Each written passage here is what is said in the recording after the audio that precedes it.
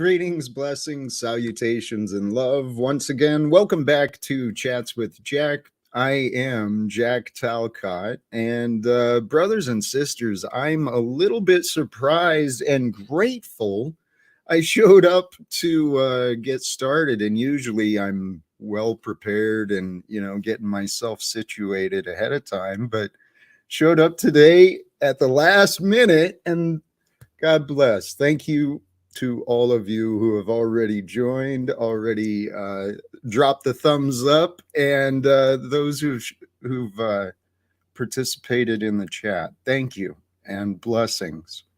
I have pinned the link for for any who do wish to join the panel today. But the topic today, and actually the thumbnail, God bless my dear friend who has been keeping me going, that I had to look up mirthful myself. I thought, what a wonderful word. Mirthful Monday.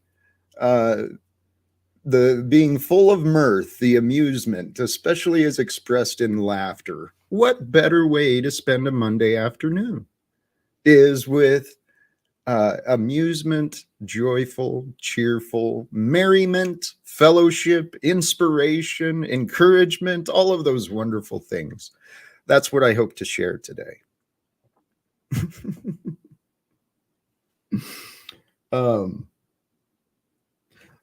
Along the other lines, though, the topic, finding peace and amusement wherever you go. That's actually a very helpful and beneficial lesson. If you can wrap your own mind around that, finding peace and amusement with wherever you go, with whatever tasks you are doing, wherever you might find yourself. Because that, I think, is what life is about. There's times for chaos. There's times for confrontations, and there's a time for all things. But within the all things that we do, as humans, we get all these tasks we do, whether it's a job or caring for the homestead and the settlement or caring and nurturing for others. There's a lot of work and stuff we get to do. But as we go through the day, fulfilling our tasks, finding those feelings of accomplishment, even in the mundane, as you go through your day with the intention of finding peace and amusement with wherever you go, wouldn't that lead you to a more peaceful and amusing life? It's kind of been my experience. I mean, the perspective I started working on myself with was the conscious intention to be more curious and grateful, right? Because if you can develop the patterns and the practice of being curious and grateful throughout your day, each day, what would be the conclusion? Curiosity and gratitude leads to a life spent in awe. If you stay curious, you're going to keep learning. You keep learning things, you're going to make these discoveries, these new aha moments, and you can start recognizing the awe and the mystical parts of this experience. Praise be. I have not been paying much attention to the drama that has been unfolding online. I'm seeing, I anticipated that there was drama continuing today. I ventured out, and I'm seeing enough names here in the chat. I'm pretty sure many of you are familiar, but found my way to Zetetic Warrior panel this morning. He ran quite a bit late today. And it seems that people's eyes are opening to different things. I had a conversation today with a very kind man in town. Had a great afternoon, actually. And that was one of the things we were talking about, is how there is an awakening. It seems to be happening around the world. People are waking up to different things. And when I mean waking up, they're just realizing things that have been in their lives or in the world, in our society. And if you bring that topic to the greater picture, there's many people who are waking up, recognizing that the corruption in the corporations and governments, it's pretty much you can no longer deny it, right? Between the censorship, the manipulation, the gaslighting, all the false agendas that have been shared publicly and for profits. There's a lot of people waking up to different things, different aspects of this life that we are living. But there's one that is talked about a lot, and that is the spiritual awakening that each of us are kind of going through in our own paths of development, in the refinement of our characters in this experience. There comes a point in everyone's life, I would assume, where it becomes undeniable what is real. The fact of, the fact of God's perfection, and the fact of our spirit, the true essence and nature of spirit that is us and is all. I think everyone's going to eventually, it would only make sense that humanity collectively would, at this time, in the progression of civilization, technology, commerce, it would make sense at this time that we kind of go through this big divide that maybe the Bible talked about, separation of the wheat and tares, so to say. But the truest, most obvious truth that I found undeniable is that part in the Bible. It says, I don't want to misquote, but the intention is for those who don't love the truth, who don't fall in love with the truth, God will set upon them delusions. Well, just the logical conclusion. If you deny yourself from accepting what is true, then what will happen is your mind, to have closure, to have meaning, it will imagine an answer and a false conclusion. And if you build your foundation of your life off false conclusions, like, if you build the foundations of your life and your family around the false illusions that governments and money are the power of this world,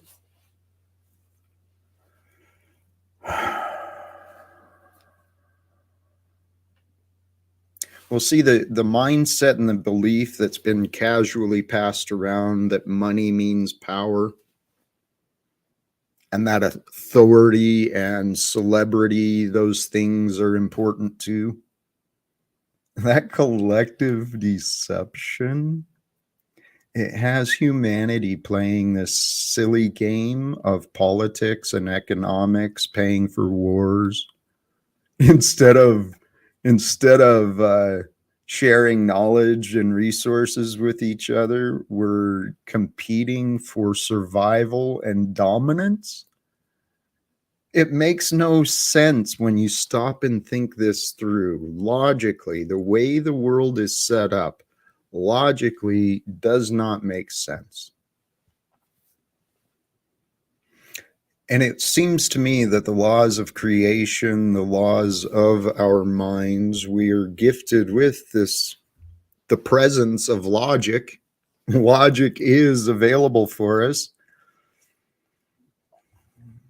But logic on its own, like I've said before, logic on its own will lead us to a path of selfishness and destruction. That's what has been shown. Brothers and sisters, we live in a world that has been completely inverted as far as value systems and what is even real. I've been asking online quite a bit, what is real? What is going on? What are we going to do, guys? I mean, holy cows, man. Some of these people. Am I twisted and demented, Christy Lee Dolls? Is that accurate? Fascinating. Hey, brothers and sisters, today, what did I have? Oh, on the thumbnail, I stopped explaining myself when I realized other people only understand from their level of perspective. Obviously, I have not yet given up on trying to explain things in different ways, obviously, because that's what I'm here for. But one of the things I've been coming to accept more and more, I said it elsewhere, for those who, I mean, it applies to me. What applies to me applies to you. We're just the same. I am as you say I am. In your life, in your reality, I am as you say I am. Now, whether or not that is true, whether or not what you say is true, well, that depends on the facts. But we treat each other as though a number of things.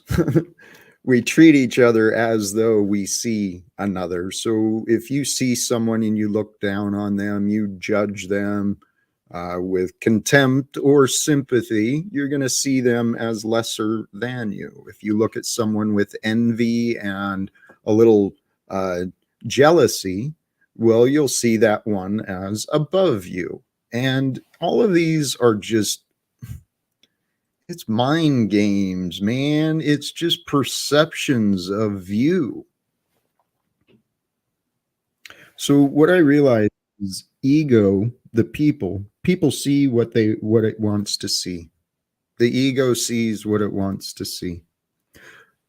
But the ego is the selfish view. In this context that I'm using the word, the ego is the selfish view, the part that's well, it's self-centered. Rather than being centered in self, the ego is there to protect. And so to know the greater truth, ask your spirit. Ask your spirit of care. There's a spirit of care within each of us. And we can ask our spirit of care to reveal, what am I missing? Welcome, Dominic. Good to see you, brother. Oh, here. Tell you what, I didn't see the note in the back. Whenever convenient, just give me a signal. But where was I? Oh, within us, right? The essence of who we are is, it's not the physical matter. Okay, the physical matter and biology of us, it is a tool and a technology for our spirit to experience.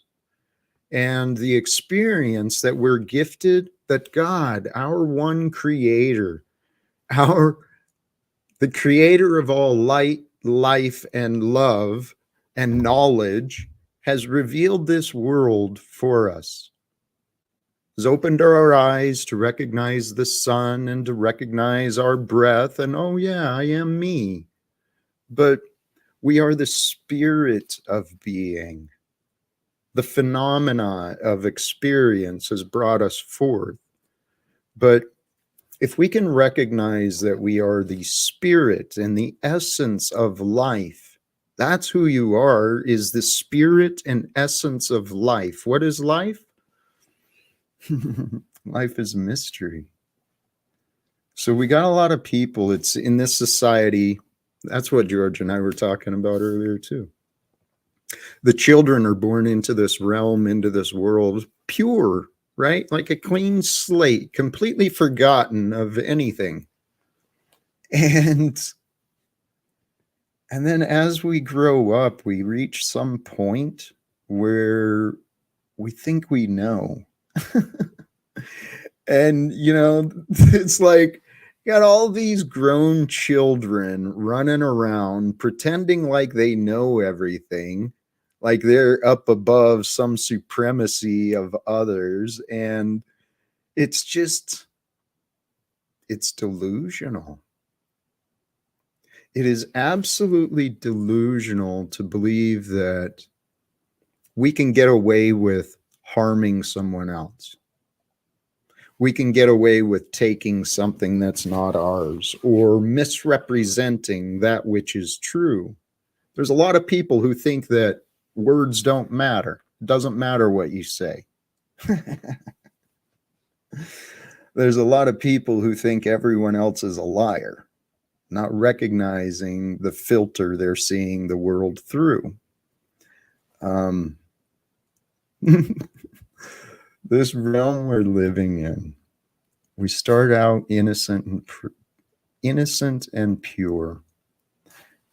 And by design of nature, maybe it is ill intent, ill design, but regardless of the intentions, the society we've been born into, particularly here in the Western world, modern day Babylon here in America, the world we've been brought into, it's profited from confusion, manipulation, deception, oppression, censorship. We got to wake up, okay? We don't got to do anything. We are here, brothers and sisters, at this time in history, knowing what we know, learning what we've learned, for a greater purpose in the future, because the future starts right here and now. Welcome, Snafu. Mr. Talcott of Talcottia. How you doing, brother? Just listening in and watching everything unfold. The optics are high. I find it interesting, before I get kicked off, I want to say, it's interesting how everyone's going at everyone. Everyone's saying everything. But what I want to tell everyone is one of the pogos, the pedo pogo Montegraph, made multiple videos on a certain someone, and that certain someone hasn't addressed those people. My question is are certain pogos a little more intimidating than others? The optics are high. Anyways, nice show. Go ahead. Hey, you reminded me. Yesterday, I was reminded of the benefit that could be had if I start presenting more clear guidelines of my hopes and expectations of the guests. And Snafu, you're being wonderful. I appreciate it. Being respectful, and I've allowed a lot of chaos to come into my life. But my goal, and I'll say it so it's clear, my intention is to do a better job of understanding instead of arguing. I've recognized I've wasted a lot of time and energy trying to fight for what I know to be true. Truth stands on itself. I can present it, and others can accept it or deny it. And It's simple as that, Jack. It's so you got people who are going to understand and see it, and then people who aren't. I mean, people are literally still waking up to even the optics of like the most stupidest stuff like that we've known for years and years and years. Like, oh, what? We're in a police surveillance state. Oh, what? Voting doesn't matter. Oh, what? Like, and they're still waking up to this stuff, and they're still like, whatever. But my whole thing is me, the Truth Yo Movement, Snapper Crew. I've been doing this YouTube for a while. I got out of the whole content of that because my goal was exposing these people that we talk about. But most of all, real recognizes real. And I just say, stand up for yourselves always, including Paul, which you do, but be humble is what my thing. Be humble, be real, be true to yourself and others, and it'll pan out, in the end. Amen, brother. I trust the truth is, welcome, Tommy. How you doing today, brother? I'm the poster boy for what he's saying. I've stayed true despite the stuff he said for a year, and it's panning out. Like, even the Linguini kids have fallen off. They don't have the endurance to grind that narrative. And all my regular channels have pretty much grown into, yeah, Tom's just Tom, he's not a pedo. And so yeah, it's pretty much powerless now.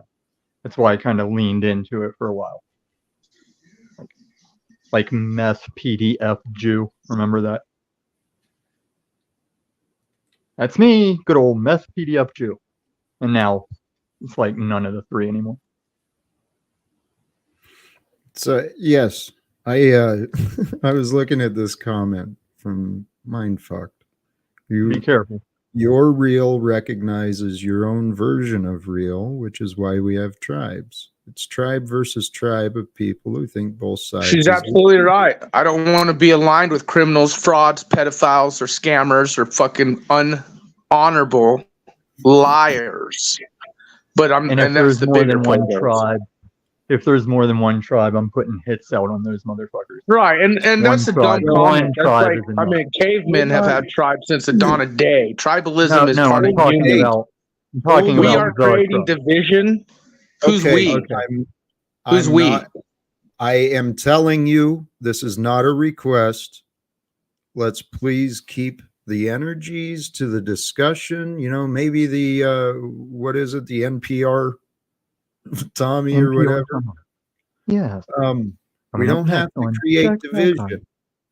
We do not have to create division. And honestly, that is what I'm trying to offer. Is guys, we can unite. And no, we don't have to have everyone. And no, we don't have to agree on everything. But we can unite on the fact that what is happening in the political stages and the global economic markets is not acceptable. It is time for. Let's add to that. How about the digital experience here on social media platforms, YouTube, and things to that? There's a room for change in many things, and that includes how we interact with each other. These panels are just nuts, man. Yeah, we need to regulate the snafu experience online. We don't need to regulate. Says the admitted pedophile. Okay.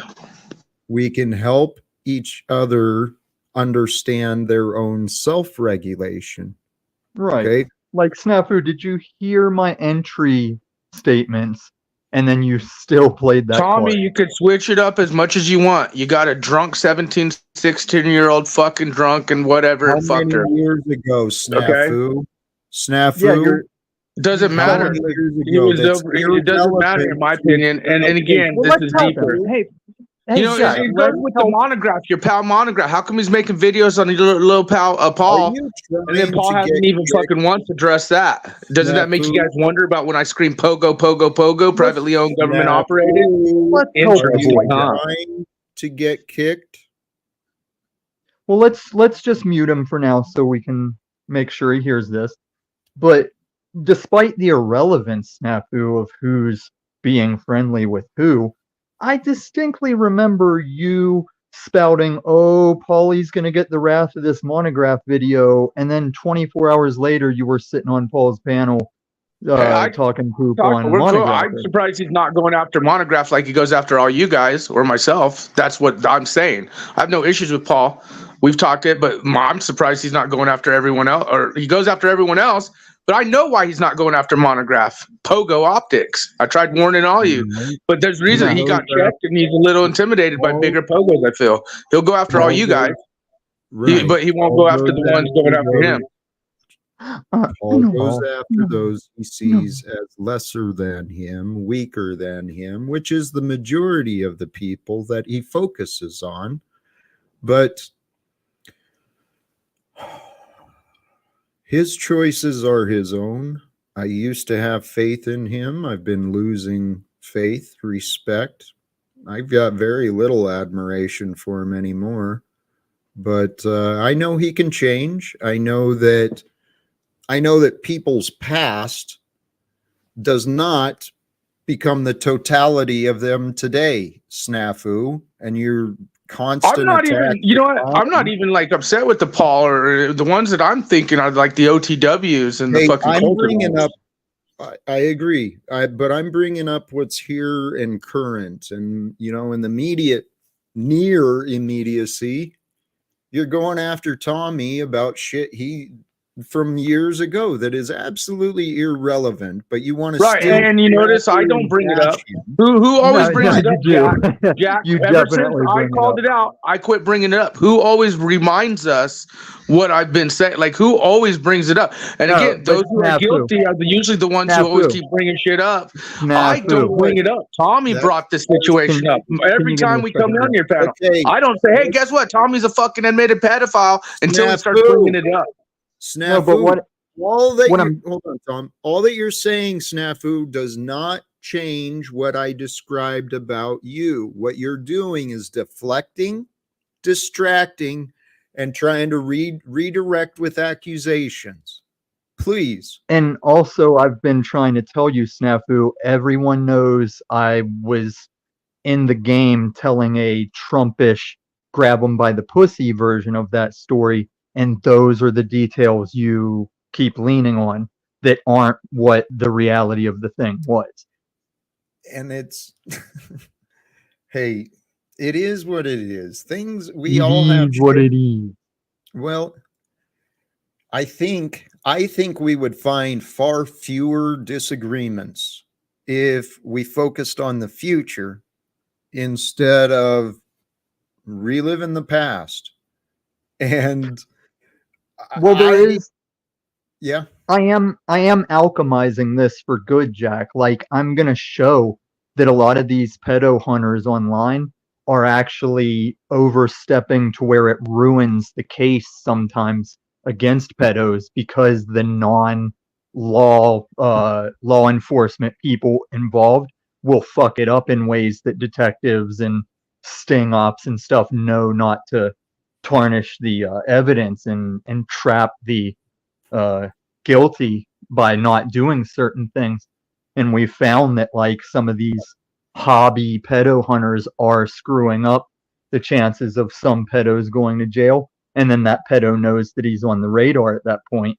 Um, like I've got a thing where this judge totally threw a case out because the pedo hunters here in Broomfield, Colorado, totally botched the whole thing by the way they presented or however it is it went down. And I think people's minds are too focused now. They don't realize they're just looking at that age on the law paper, and nobody understands that like I got to know this girl. It wasn't like a case of me seeing some dumb little chick and manipulating her. I had to look at myself and be like, do I feel this girl is mature enough? Is she uh up to par with what I should expect? And I still stand by my decision. I wouldn't change it today. all right. And it So didn't end bad or anything. can we move on? Change the Yeah. topic? Yeah, the thing you were saying about everybody disagreeing and like people were constantly disagreeing and at odds and stuff. I was looking into that thing we were talking about when people have the surgery to have their brains divided. And it leans in the direction of all of us are technically thousands of different people in our minds that are always vying to be that primary person in each situation. It's like there's the situation you're in, and then out of that 1,000 people in your brain trying to have control, there's the outcome of that, and that's what makes us be like these different ways. It's hard to explain if we're not talking about that brain dividing surgery thing, but yeah, I went back looking into it after we were talking about it. It's incredible. It's fascinating. The minds, well, it is. The minds and the discoveries that have been made in our minds, the biology, the the electromagnetic biology that we are. It's fucking incredible. The power Fascinating. and potential that is within each of us. It is completely misunderstood, and it's by evil intent. Perhaps, well, it makes sense that it is by evil intent, but I'm of the belief that evil prospers when good men do nothing. And I see a lot of good men and women spending time daily arguing and complaining. And I think we can do more. Okay, so I think that's what some people are missing. Like, I've given you and some other people poop where I'm like, you guys are just hearing the aggression and you're not actually listening to what we're saying. I think a lot of these fights and arguments, a lot of the time, are somebody standing on the good side versus an ignorance or an evil side, depending on what the debate is. And like standing up for the good side's still going to sound aggressive and still going to get a little trolly sometimes.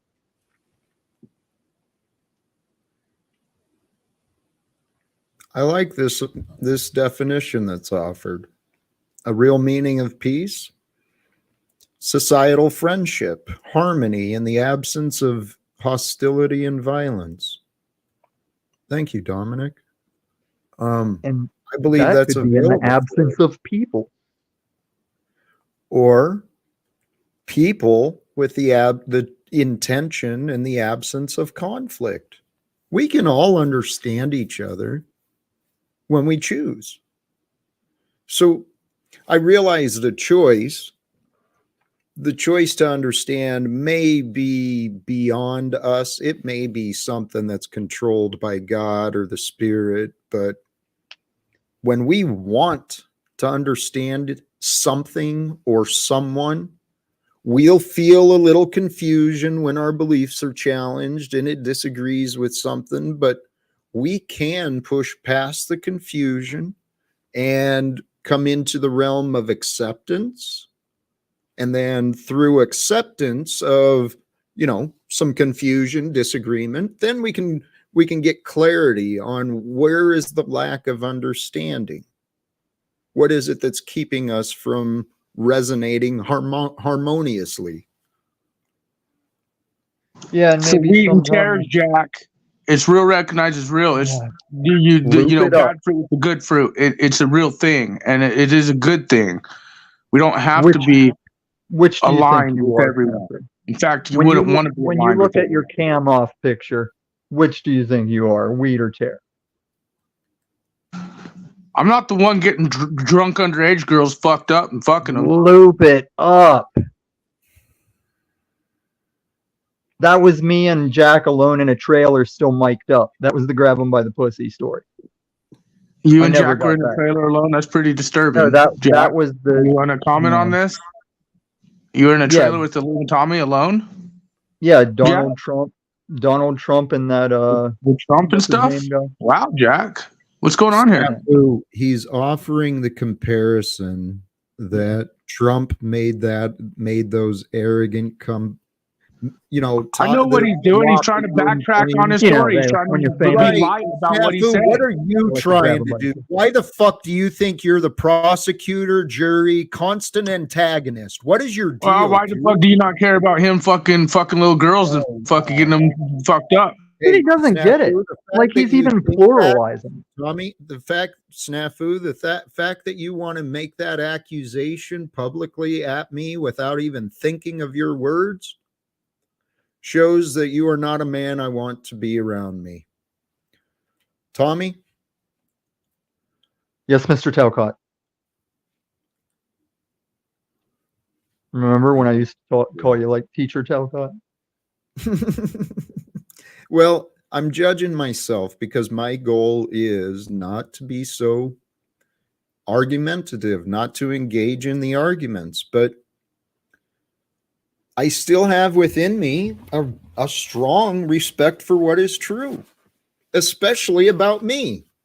And so for Snafu to sit here and first off paint Tommy out to be fuck all, nothing. But I am over it. Like, you remember I used to get fired up whenever people were on that tip. And now that the Linguini kids are even falling off, but like I realize, like, it just can't hold up. Because like I said, everyone in the predator hunter community, they're all ingrained on that legal age on paper, and everybody forgot that like it's about messing with like kids.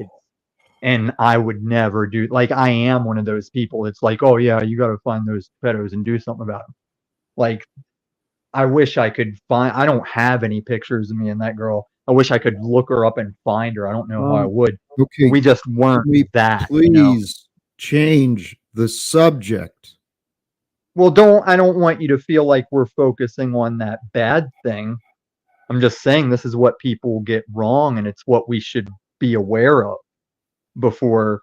Like, if we were out on the street and the internet didn't exist, I probably would have gotten stomped by a group of people just Tommy, off of hearsay, Tommy, please yield. We're talking about truth, Jack.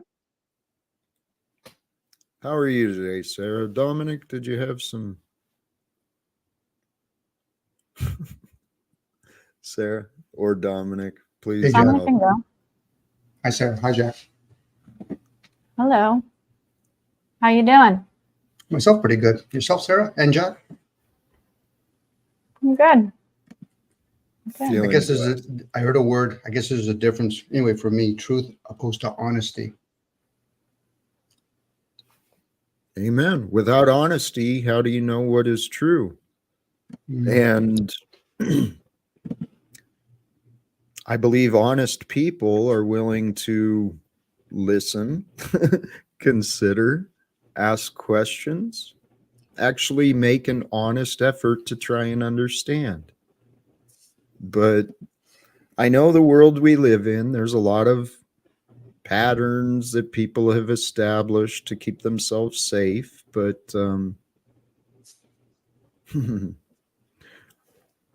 I know we're supposed to change and improve.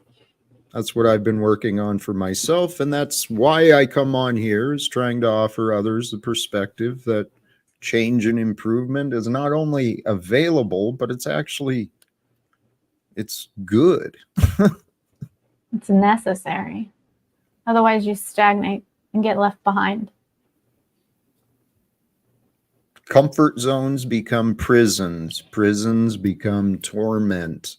And the torment, we carry lives of suffering, just walking around, hurt people, casting our anger, our accusations, our judgment. And Snafu, I see you trying to get attention, but I'm talking about you. Running around seeking attention, just trying to make yourself feel better by putting others down. It's unhealthy.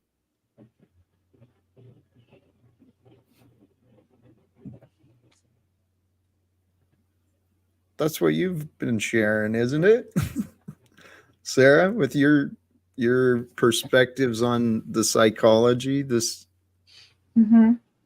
negativity and discontent. Well, it's a lot of shadow work and dealing with your own expectations and understandings and realizing that what you think is true may not actually be true, even if you wholeheartedly know it to be true. Basically, we have to challenge our own viewpoints and bring what we are denying, ignoring, or suppressing to the light and truly look at it squarely in the face, which is a hard thing to do. It appears hard. People have to stop lying to themselves. And so many people have lied for such a long time that they don't even remember it's a lie. It has become their truth. Yes. The inner work, facing the shadow, facing the demons, it is and is not hard. I believe the path is actually simple and direct. Now, the ease, that is going to be the ease of discovery is based on our stubbornness, how deeply we've dug ourselves into our character and the patterns of belief that we're living. But For the world to change, many people are going, I hate saying have to, but for the world to become more healthy, people are going to have to fucking heal themselves and start believing that they can, believing that they should. But healing yourself is incredibly painful, because in order to really heal an old wound, you have to reopen it. And it is god awful painful to rehash the worst moments of your life, to really change the perspective, to authentically heal completely and transmute that energy, rather than just callousing shit over it so you numb it out and it no longer hurts. It has to be done. The idea, though, concept I found describes it. Experiential alchemy, taking the memories of the experience or the current experience and alchemizing it, taking the painful, taking the distorted, and removing it in order to gain the clarity on the value and on the gold. Mm-hmm. Experiential alchemy. That's Yep. So when does one start doing their healing? Before or after awareness? You can do it the entire time, but to reach completion, you have to be fully aware. Like, you can heal certain things without being fully aware of other things. But to reach the state, the goal that Jack is seeing in this future, the Philosopher's Stone, the Holy Grail, where you're in truly one in union with Christos, requires total awareness. So at that point, I guess, Sarah, we're leaning towards wisdom. You're talking about the Philosopher's Stone. Mm-hmm. Discernment. Wisdom and unconditional love. yes, wisdom and unconditional love. Mm-hmm. Those That's are the what feminine and masculine in union. Perfect harmony and balance. that's what heals. And this question is a good question in the comment from Snaggletooth, the unmystical trailer trash tranny. Who could do that? I think this is regarding healing the self. There is only one self, and who you think you are is a lie. Who could do that? The true self, the greatest self, the one that is not corrupted, is not ill, is not diseased, is not lacking. The true self that's within, the wisdom and that unconditional love. So how does one get unconditional love when you're in a conditioned program? Surrender oneself to accept the conditions of the external, but recognize the capacity to love without conditions comes from within. So is that love an observation, or is it something you experience? I'm sorry, you broke up there. What? I said, is that love something you experience or something you observe? Both. That's a great question, but yeah, I'd say Thanks, Sarah. both, I think. Mhm. Yeah. Because, there's the old Conditions are usually part of a relationship where you have to set boundaries, but unconditional love is not about a relationship. It's about allowing someone total free will. They have the full choice to stay or leave, to not hit an expectation that you have. Like, you're not supposed to have any expectations, because an expectation puts a burden on the other person that they have to meet, and that's essentially stripping them of their free will to do or not to do something. And when you allow someone total free will, you have no expectations, and you accept their decision, whether that's to stay or to leave or to live their life as they so choose, and you do not get upset about it. You accept their choice for their life to live as they so choose, and you love them anyways. You don't get resentful or bitter or hurt. You don't feel rejected or abandoned. You just love them anyway. So when people do body consciousness, does that reveal or denounce the fact that love thy neighbor is actually within, not without? Well, that's a different form of love. That's a love of your body. And to an extent, you should love yourself no matter what. But if you're denying the healthiness of your physical vessel that is housing what is truly unconditional love, you're not really loving yourself. You are mistreating the vessel. So even though you should love yourself anyways, not taking care of the body is you not loving yourself.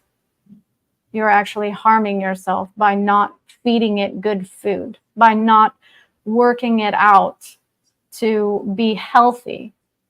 Now, you don't have to be, 2% body fat. That's an extreme as well. What everyone's version of healthy is going to be different.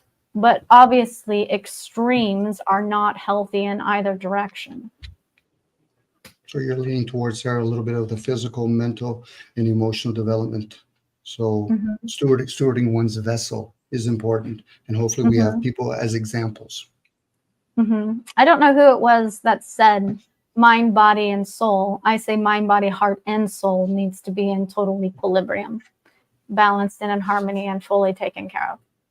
And the best way to do that is mindful of the present, paying attention to our choices, what we're consuming, where we're going, what we're doing.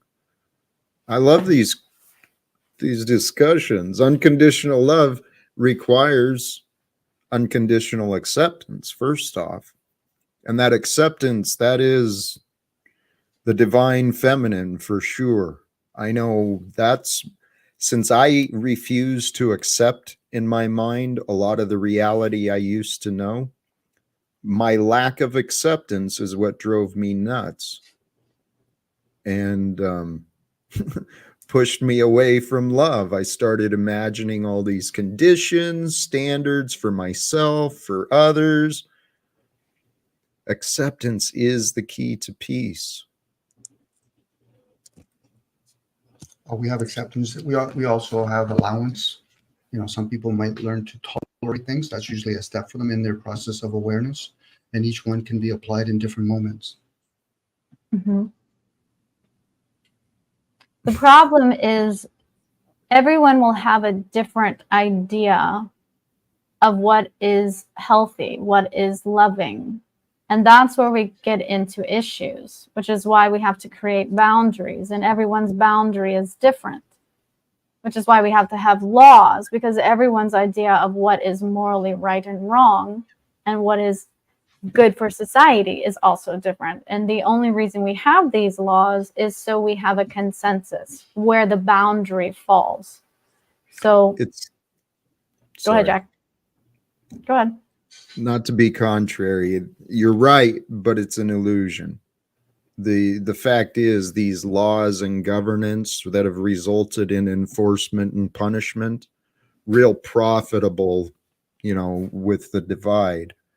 But even if it's not the legal system, we still have rules that we abide in a relationship, and everyone's relationship will have different conditions. Like, I need someone who is loyal and monogamous. That's not like a legal law, but that is a boundary for me to sustain a healthy relationship. Whereas someone else doesn't need that boundary to experience a healthy relationship with someone else. It doesn't have to be a written law. It can be an unspoken law. I guess I'm hearing that, Sarah. Laws are usually in esoteric means light, air, wind, and space. What we humans have are policies. Nature is actually wild and untamed. So once we Can we play fix that this game, mic? now we're going It's back really, really quiet. Okay. Sorry about that. See if I can. I guess what I'm saying is in esoteric, they talk about laws, light, air, wind, and space. Nature's wild and untamed. become civilized. Hence why I said earlier, how do we become unconditional when we've been conditioned? Those are just reinforcing. Policies reinforce things.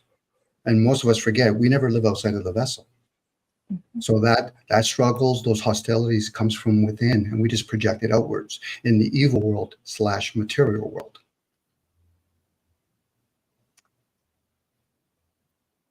Ponder it. I totally just blinked a little bit there. To ponder. That's where you can use discernment. Can you rephrase that or say it again? I'm not sure I totally followed it, and I just want a summarization of what you're saying, and then I can respond.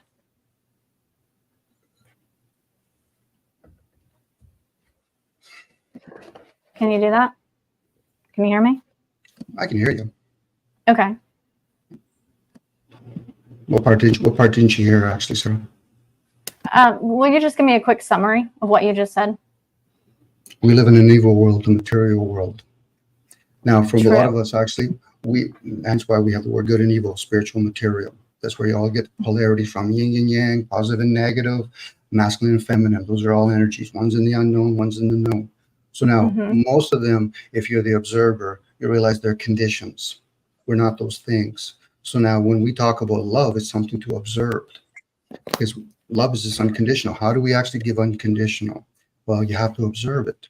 From what perception are we going to perceive it from? From our programs? Then we're going to use written we word. have to break the program. Okay. Well, at least be aware of it. Sometimes it'll just shift on its own because it might not serve anymore for you.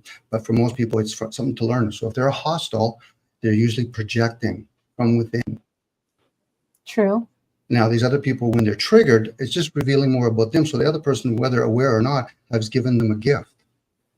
Now, we can justify because most people think, the way to be good behavior. No, it's actually, if you're talking biblically, it's usually where people are sin. They're missing the mark. I would disagree to an extent that when you trigger someone that it's a gift, because it's only a gift if they recognize that they're revealing something of themselves. If they truly are still trapped in the dark and don't realize it's a projection, you're only reinforcing the trigger. You're not actually making them aware that it's a trigger. So you're actually backfiring there. They have to actually be aware of it.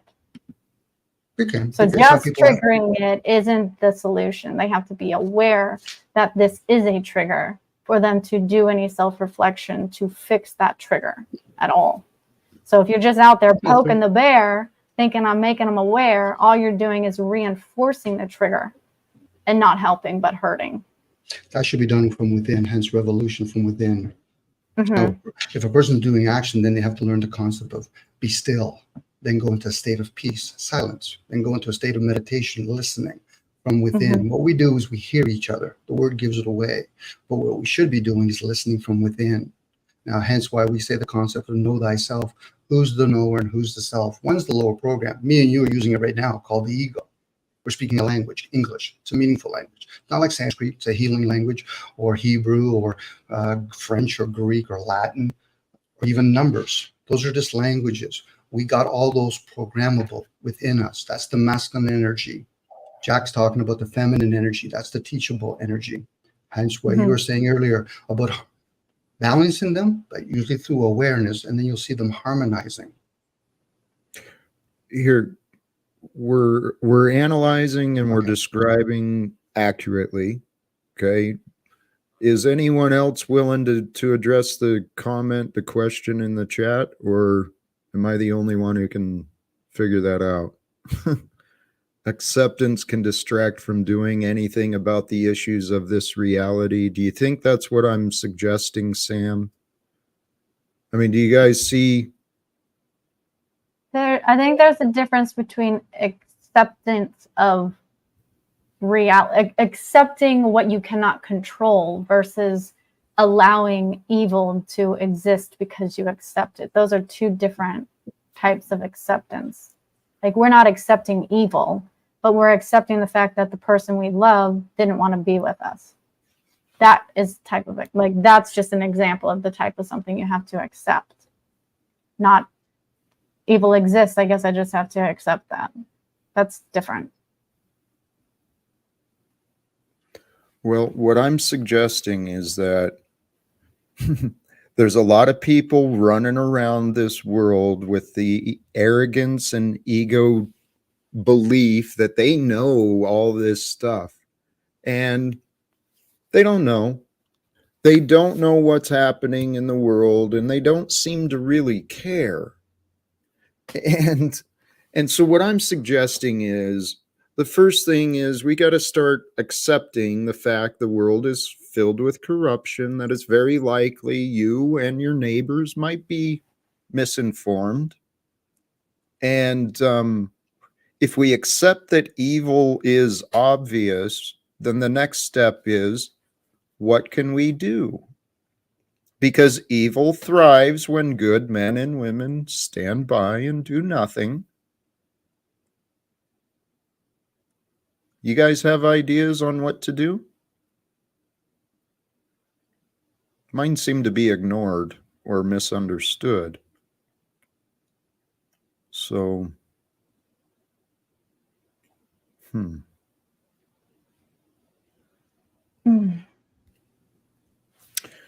Can I poke the bear a little bit, Jack? Okay. I didn't hear the whole conversation yesterday. I listened to some of it. I was busy doing other things. And I remember something about people tiptoeing around certain topics to avoid you being upset.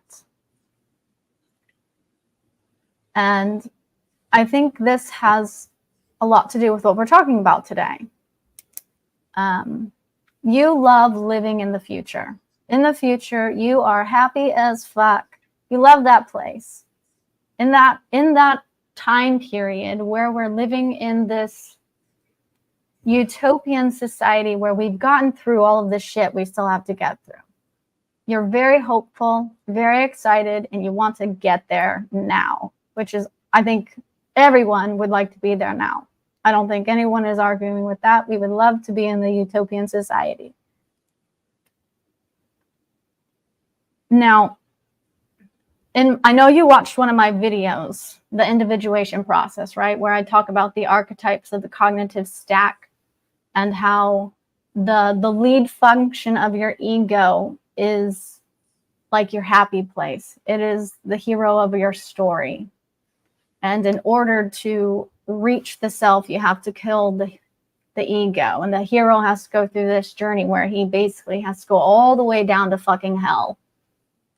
And for hell, for most of us, is to get all the way down to the demon function. And the demon function is diametrically opposed to our hero function. They're trying to do the same thing, but coming at it from a different angle. And the ego wants to stay up here in the hero's function. And the only way we can use our demon function is if we willingly use it of our own accord. If someone pushes us to use that function, we usually project demonic attributes onto the person, forcing us to use that function against our will. And that's where we project a lot, and we get really angry at them, and we kind of think they're the evil motherfucker who's not any good. But when we willingly can use this function, we can go into an angelic state and change our perspective and realize they aren't actually the bad guy. What's really occurring is the ego is wanting to stay in its happy place rather than go down and use the function it doesn't like using. So your happy place is the future.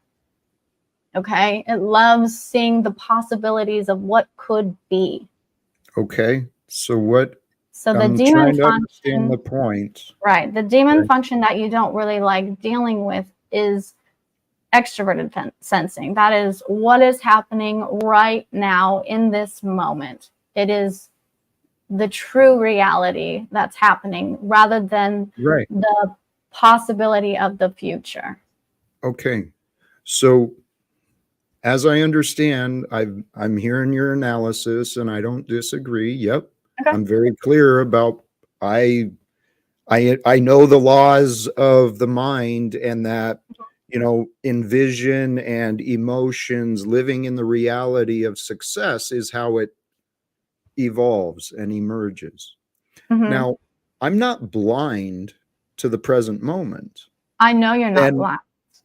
Well, That's not what I'm saying. You're definitely not blind. Our demon function is incredibly powerful. It's yeah, not blind. It just doesn't like to be used unless we do it of our own accord. okay. So if someone wants us to use it when we don't want to, that's when we tend to get angry with people.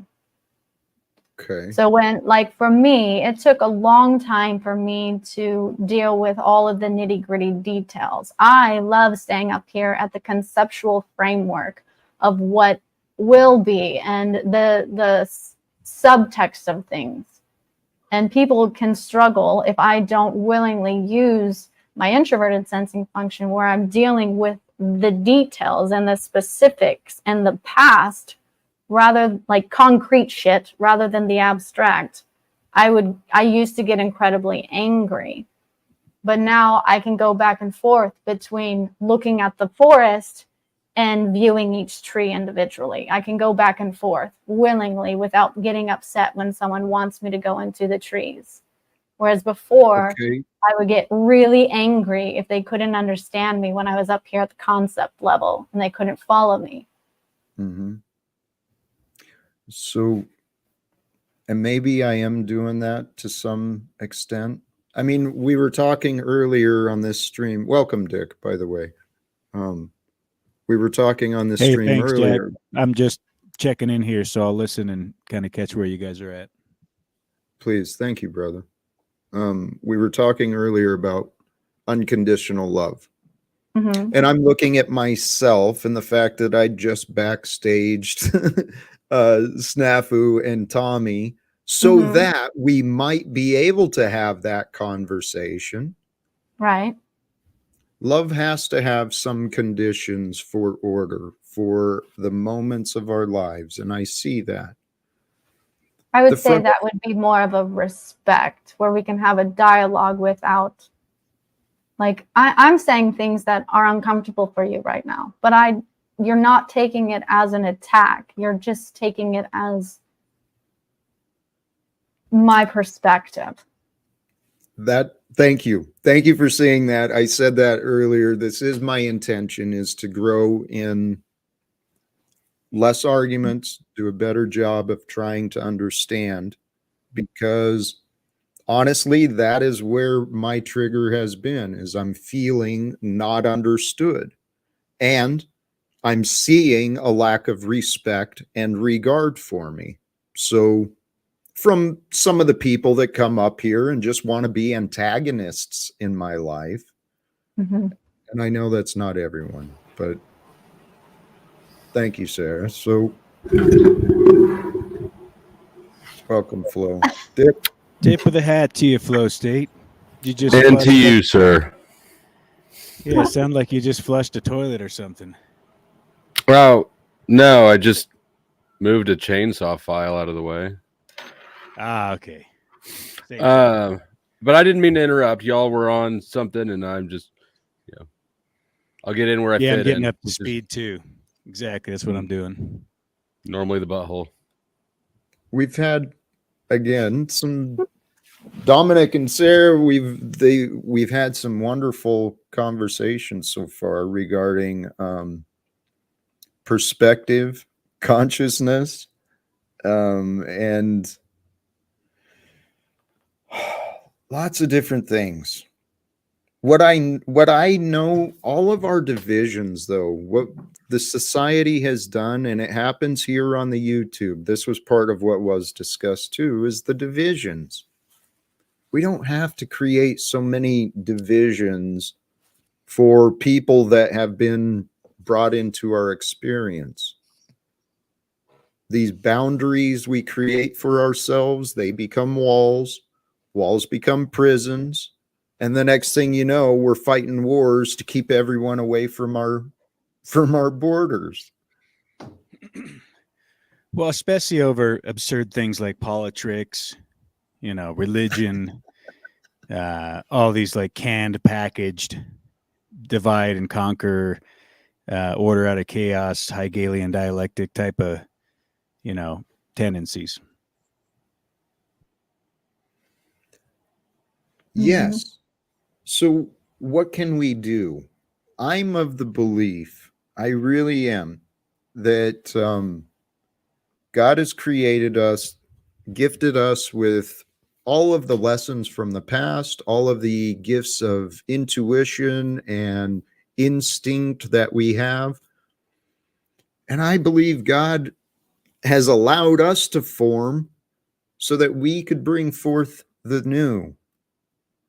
I believe that with God, all things are possible. I believe God is with us right now. The truth is on our side. The truth shows that behind the closed doors, the back the backroom deals being made, the American taxpayers and citizens have been lied to and deceived and taken advantage of. And I'd like to change it. I think we can.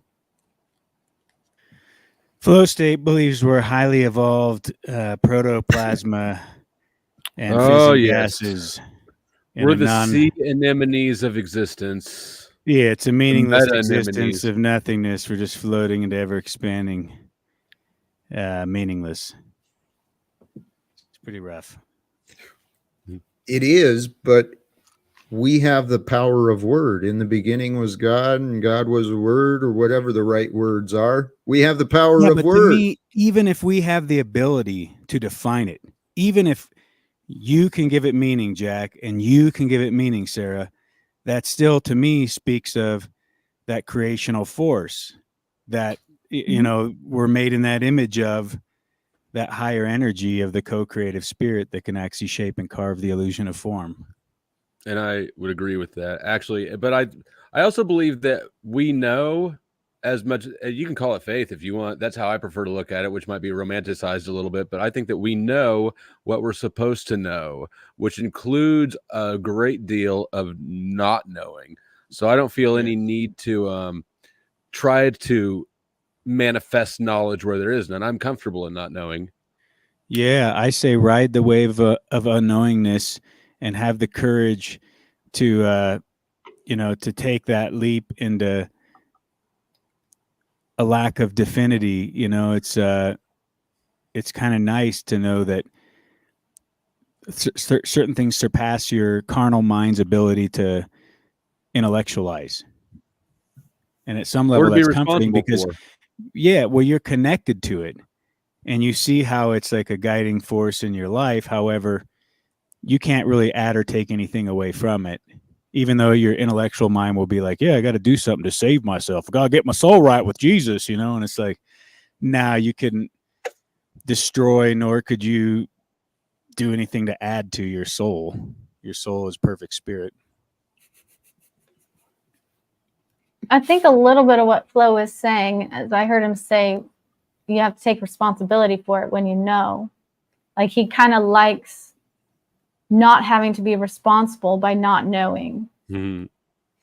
True. Because once you know, you have this power that you have to be responsible for. And if but you that's not use it, though, it because in an unwise way, you can cause great harm. Yeah, that's not it, though, because he can't obfuscate the things that he knows. He's just acknowledging that there are aspects of reality that surpass our understanding. So the things that you know. Well, you're both right. But ultimately, I think that if God wanted me to know something, I'd know it. Yeah. Wait, so you are negating the things that you actually know and using that as an excuse to say that you don't know these not things? at all. Not at all. Because that would be absurd. Not at all. Well, see, Yeah, I was no, that's defending not your position there that you were on solid Well, I ground, that think you that you wouldn't do something misunderstood so her absurd as retelling that. of it. Yeah. Maybe I So misunderstood the misunderstanding. Either way, what I'm saying is, if we could, what we know we're responsible for, I don't mind not knowing everything because that, gives me a bit of not accountability for the things I don't know.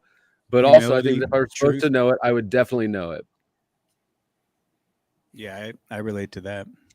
Hey, actually, that practice is helpful for faith. That's what I've been convincing myself. For every What problem practice? I encounter, for every, every fear or question I've got, there is an answer and a solution. It's available here somewhere. I just got to bring myself and my awareness to what that answer and that solution is. And I agree. Don't you think It's- that maybe you're not supposed to know and you're supposed to engage it with less than perfect knowledge? I think that's what I was saying. I think it has more to do with faith and trust. Like you have to trust that God will put you where you need to be. And sometimes it doesn't look like he's on your side because what you have to do is to go through fucking hell. And that is part of his will. As we were talking about alchemy, like we don't become the diamond unless we go through the fucking fire first. It's part of the refinement. Do you have any idea in your mind, Sarah, that God is a deity of sorts that has an actual physical body or encompasses an actual place in space or time? I think he can do anything he fucking wants. If he wants to materialize, he can. If he doesn't, he won't. He can do Can he be a she? He is just a formality that we're used to. He is not of any gender. He is both and neither. So he surpasses gender, but not necessarily space and time, or does surpass space and time. He lives outside of space and time, but can be part Yeah. of space and time if he so chooses. He can literally do anything. Omniscient, omnipresent, so simultaneously occupying both a physical He is location everywhere and nowhere at the same time. Ubiquitous. How about multiple physical locations at once? He's literally everywhere. Yeah. So, and then what does it manifest through? It has to manifest through a meat suit, However, right? that it will be best for that person to receive the information. That's how he manifests. Through a meat suit. And he'll eventually change form. Like he's not going to show you his natural state because the human mind is not capable of handling that. So But if I have he'll a come to meditation you in and whatever form or that's say I best have for you to receive it. a near-death experience, and I say to you, "Yeah, I saw Jesus, and he sat on my bed and talked to me and rubbed my head and sent me back in, or gave me the choice." All that's just imagination, right? At some level.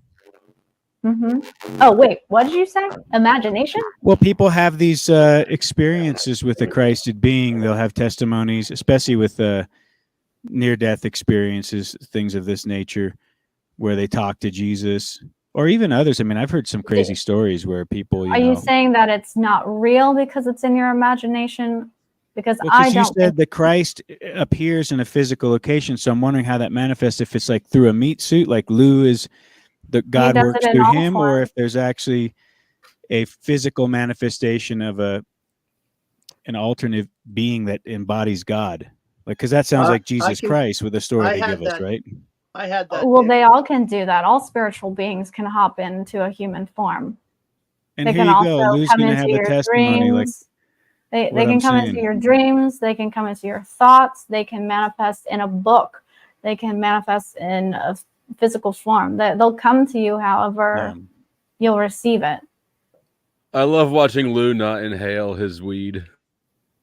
What are you talking about? So when you have these wild again. dreams, right? Crazy. Because I have had some dreams that are insane, and they usually deal with things from real life, but of course, the whole setting or the circumstances are just wild and mind bending. Do you think those are set up orchestrations from the Most High to help teach you something in your quickening state, or do you think that's aspects? Depends. Yeah. I think your higher self will be trying to process information from the day. I think some of them is just information you took in from outside of yourself. That's just it. Yeah. It's all of them. It depends on the dream, and you can tell when it's coming from a higher being versus just a dream. Like there's to me, it's all the field of sensation that's different.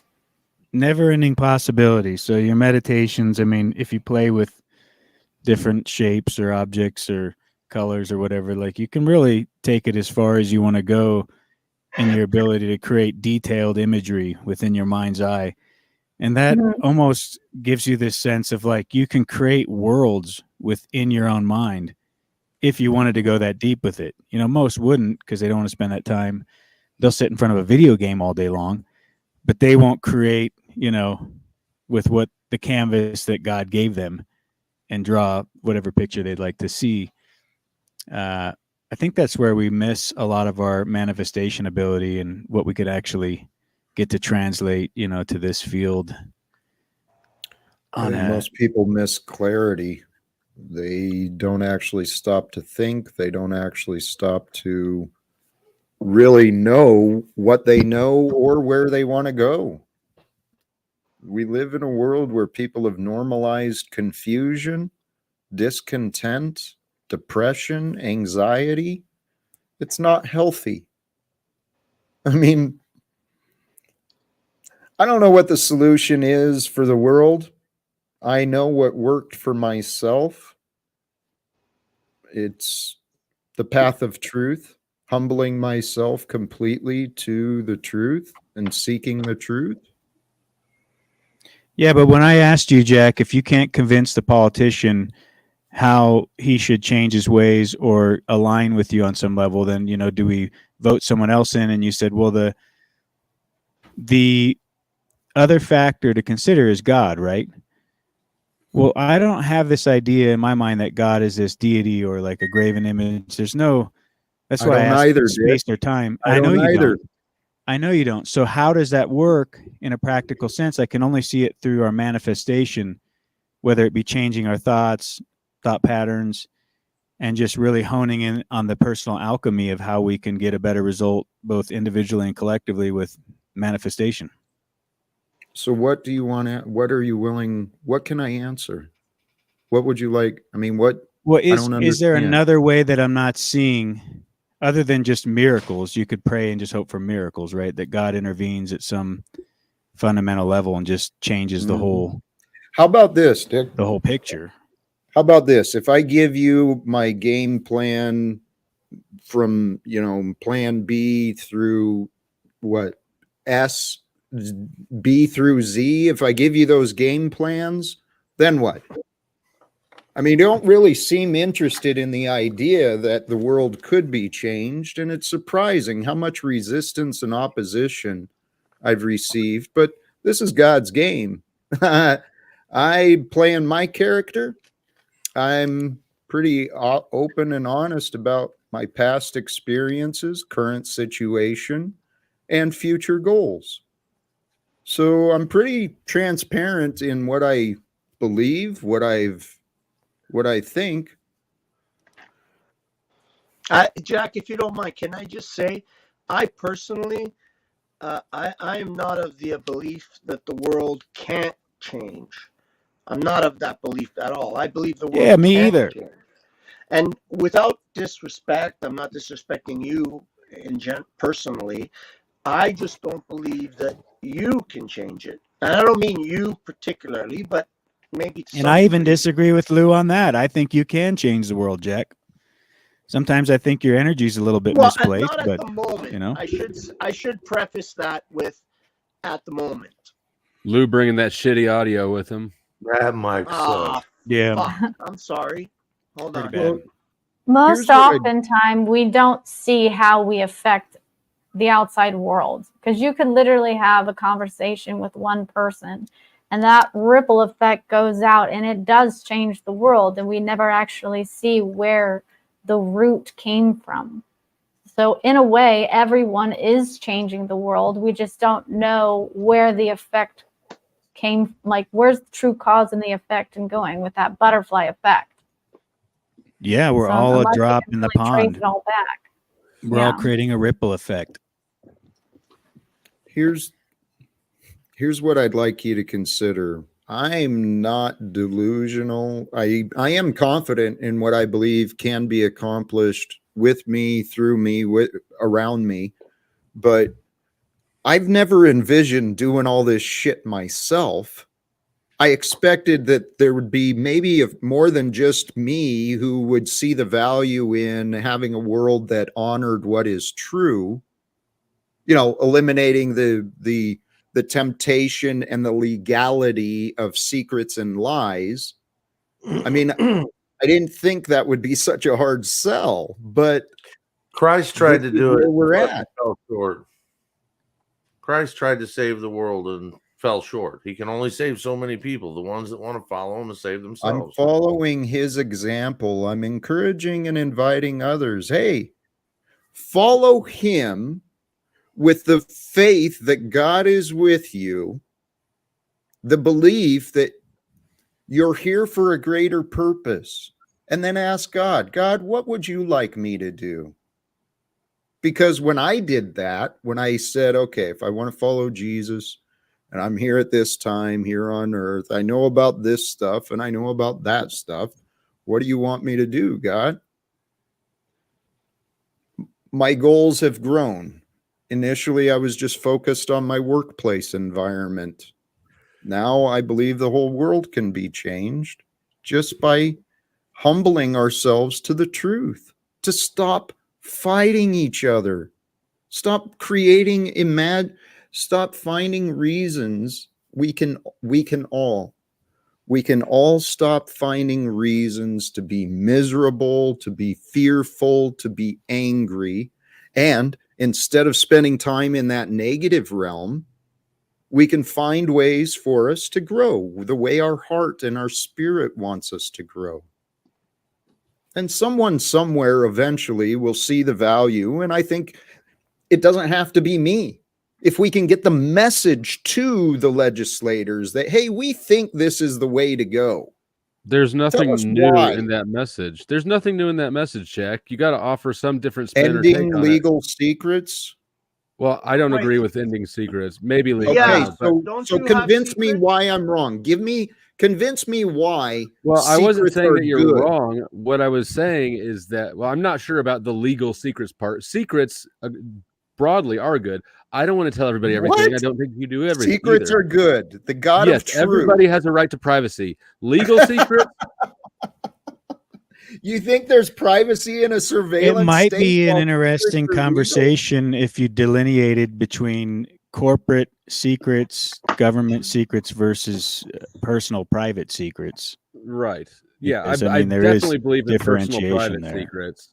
I definitely 100% believe in personal secrets. When it comes to government secrets, okay, I'll have to think about that one more. I won't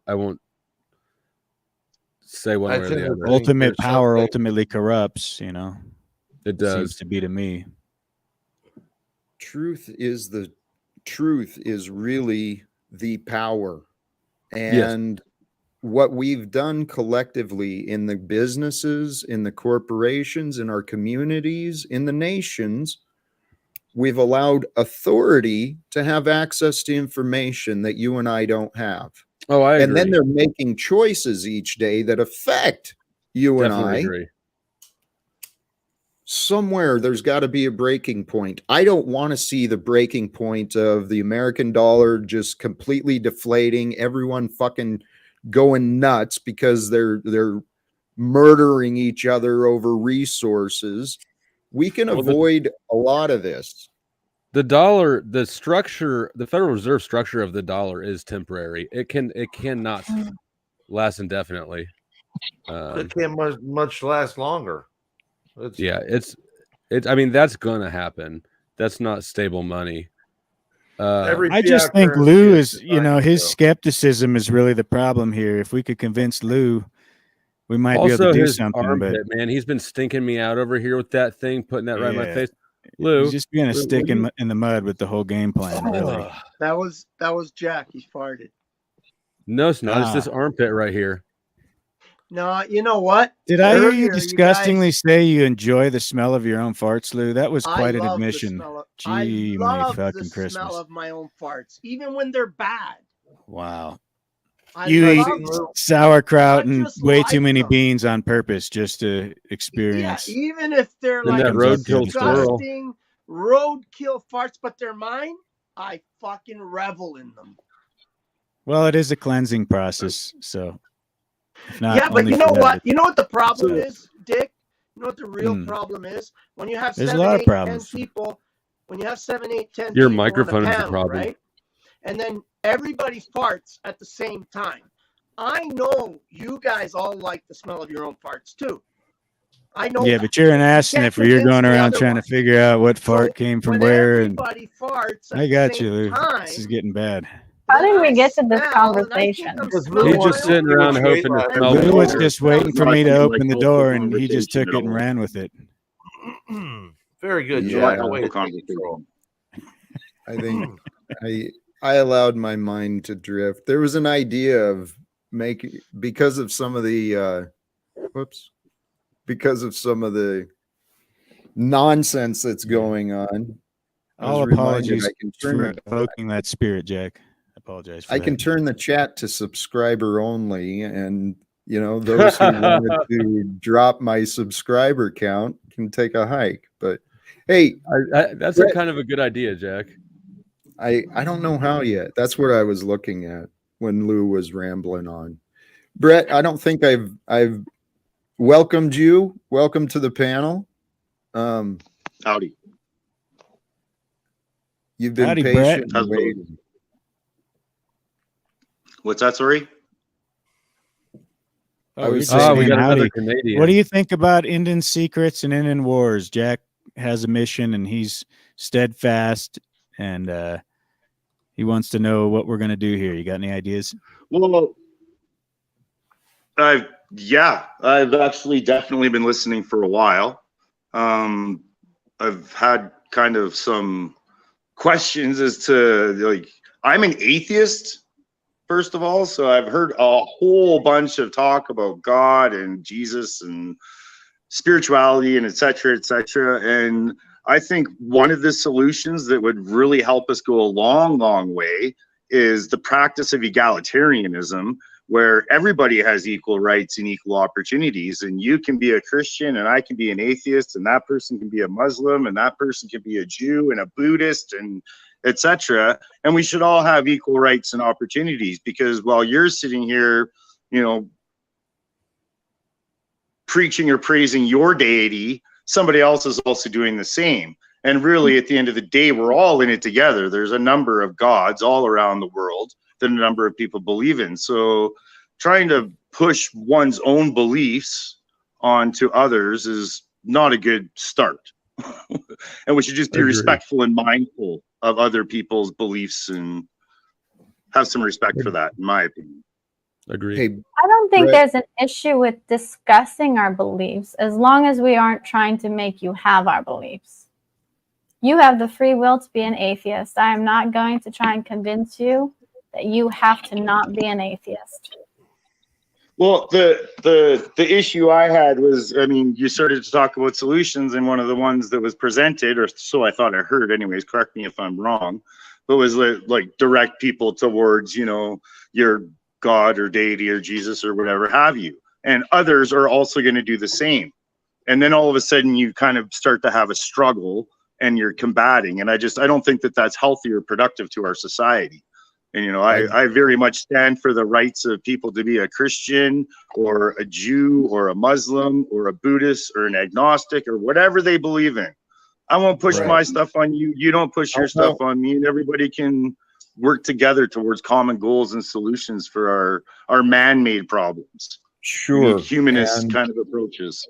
And that mindset has allowed many people to have many different beliefs.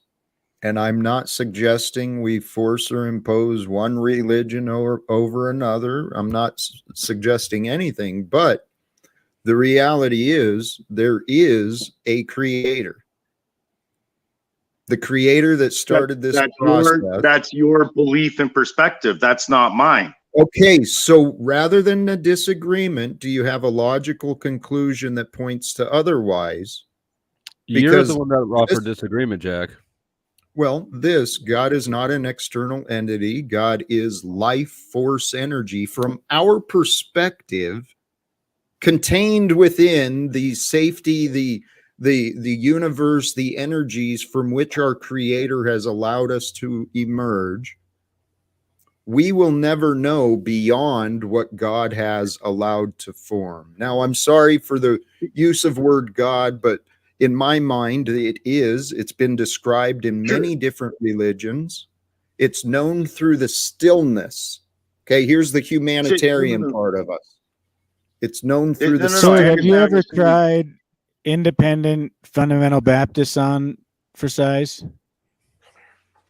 Because I got to tell you, if you haven't tried that one, that's a pretty good one. I mean, if you're What was looking that to buy question, religion Chris? today, Here, I got a good deal. 2 for my 1 entire- But you special. touched on a key word, Jack, which was energies. Okay, Energies was a Make you a key word that Protestant. you touched on there. And Yes. I understand that there are people that call those energies God. I personally Yes. recognize the body runs on electrical impulses. Fair enough. Were you ever your brain religious, telling Brett? your heart to beat, etc. When you die, that energy has to be transformed. So I look I at get it all as that. energy. Some Toroidal people call fields it of God, some interconnected, people ever call it expanding, the Holy converging lines Spirit, of whatever you magnetic want to Let him call it. dialectic. speak so we can Different actually people have hear what different they think. terminologies. I do understand what you're saying.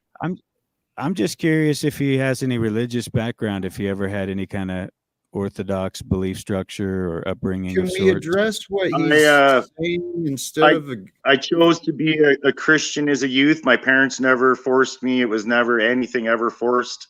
I chose to become a Christian. I also chose to stop believing in that particular religion and instead believe in no religion, and now consider Cool. myself an I atheist. won't So I belabor have that had idea, but that's exposure. good to know. I actually was just quoting religious scriptures in a live I did yesterday. 2 different religious texts. Like I'm familiar. Helps know where you're coming from. I come from a pretty similar position, to be honest with you. I mean, I'm not atheist per se, but the doctrines of man absurdity that is sold to you in the church is ridiculous. well, regardless of the names we assign, there is a force that is universal within us, around us. It's measurable within the frequencies and in many different ways. But for me, God is love. Okay. So love is what will be the answer. Love is what will be the solution. Love is what moves us. Whether we accept that as a truth or not, well, that's what the mind does. Sometimes other things move us. Revenge. That is a For instance. love for retribution. Okay. I guess touche. But I think that what his point was, like, nobody here will dispute the fact that there are people who do not believe in God, right? I don't think his point was that there is no God. I think his point was that there are people that don't believe in God. And so any Yes. world peace scenario is going to have to include that. Mhm. And I don't disagree. I mean, here's I've explained this before. When we start trying to figure out who we are, if we look into who we are, yeah, there's a physical body, but who we really are is the mind, because it's our patterns of beliefs, it's our thoughts and our desires that are going to move us and create our personality, our behavior, our actions. It's the mind. I would argue that that is not who you are, but that is who the ego wants you to believe Okay. is you. That's the computer. That's the Yes. programming. And to carry that forward, though, all we are is the memories and the experiences of the past. And we're not the future. The future is just an idea. We know that. The past is just a memory. It's not real either. The only reality is this moment of now. And so what is now? The only thing I can know about now is the information that's brought into my awareness and the feelings that I can perceive. So right now is just a perception. I mean, to me, the atheist argument doesn't have the guiding principles to really create a foundation that, you know, is solid to build off for a society to actually have balance and morality and integrity. So when I hear that argument, I always push back, because it's not that I'm not saying you don't have a place to have your own opinion or that you can't have your own say in the matter. It's just simply that if you're going to have any kind of society that has morality, then you have to have that fundamental value. And where's that coming from? It's coming from your conscience. something that you're But connected to, a guiding force within you that's formless. It's not tangible. It doesn't have, a place per se. It's a knowingness, right? It's a perspective. And so it gets into the spiritual. These are spiritual matters. We have to look inside self to figure out, how we're going to steer our ship natural law in this requires matter. us to allow it and to accommodate it. It does not Oh have yeah, to be I agree. confined Yeah, I agree with that. to religion, though. And that is one thing I certainly agree with Brett on. The solutions can come forth when we really humble ourselves to what is true. And if we just allow evidence and facts, get our feelings out of it, let evidence and facts first, and then allow the feelings of desire. What do I want from the evidence and facts? What direction? What do I believe is possible? And I believe we can change this world. I don't know how. I know that. Well, and then the idea that natural law would be sufficient for society. Have you all fleshed that out? And is everyone in accord with that? That I we mean, would I need a just- I use government it in as some kind of form? I just assumed I that you wasn't were up here. on. I just want to clear something up real quick. I wasn't up here trying to push any atheism on anybody. All I was trying to say, the gentleman in the far right over there was correct. I'm just trying to say that, like, there are many gods believed by many peoples, or in my case, no God believed by myself and a whole other group, which I actually, frankly, don't like most atheists. I find them condescending and etc. I Definitely. don't like. A lot of them are very condescending and don't have good language, and the flying Brett, spaghetti the other- monster is stupid and all of that, right? I'm just saying what you said was correct. There's many people, many gods, many people with no God beliefs, and in order for us to move forward in a solution as a whole, as a society, we have to make allowances for those people and not try and push our beliefs or say, like, we can't have morality if you don't have my God. That's, in my mind, unacceptable language. Well, In Brett, my mind, that's unacceptable We have to language. have a It spiritual. shouldn't on, really Dick. be viewed as acceptable when You have to have a that's very spiritual connection to unaccepting, truth actually. for it to be relevant. It's and for it very to matter. unaccepting. That's the and it's main very- point. I don't think that's necessary, it- it Dick. just- Honestly, in I my think mind, Brett is you're actually all representing. kind of ostracizing a bit a lot of people that, I don't believe in God. That doesn't make me a bad person. I go out and help people. I went and shut down an international border at the Canadian Freedom Convoy protest with my fellow Canadian citizens because all of our charter rights were being violated. It didn't matter if you were red or blue, left or right, Muslim, Christian, atheist. We all were being affected, and it took all of us to try and get together to create some kind of solution. None of us So, were Brett- excluded, or none of us had our beliefs pushed upon one another. It wasn't about any of that. It was about Brett, banding together and The other coming side of together. what you said, the other side of what you said was equality of opportunity, which becomes a big problem in society when people want equality of outcomes. Equality of opportunity is fine. No. Who just said that? You're out to lunch. What I said was all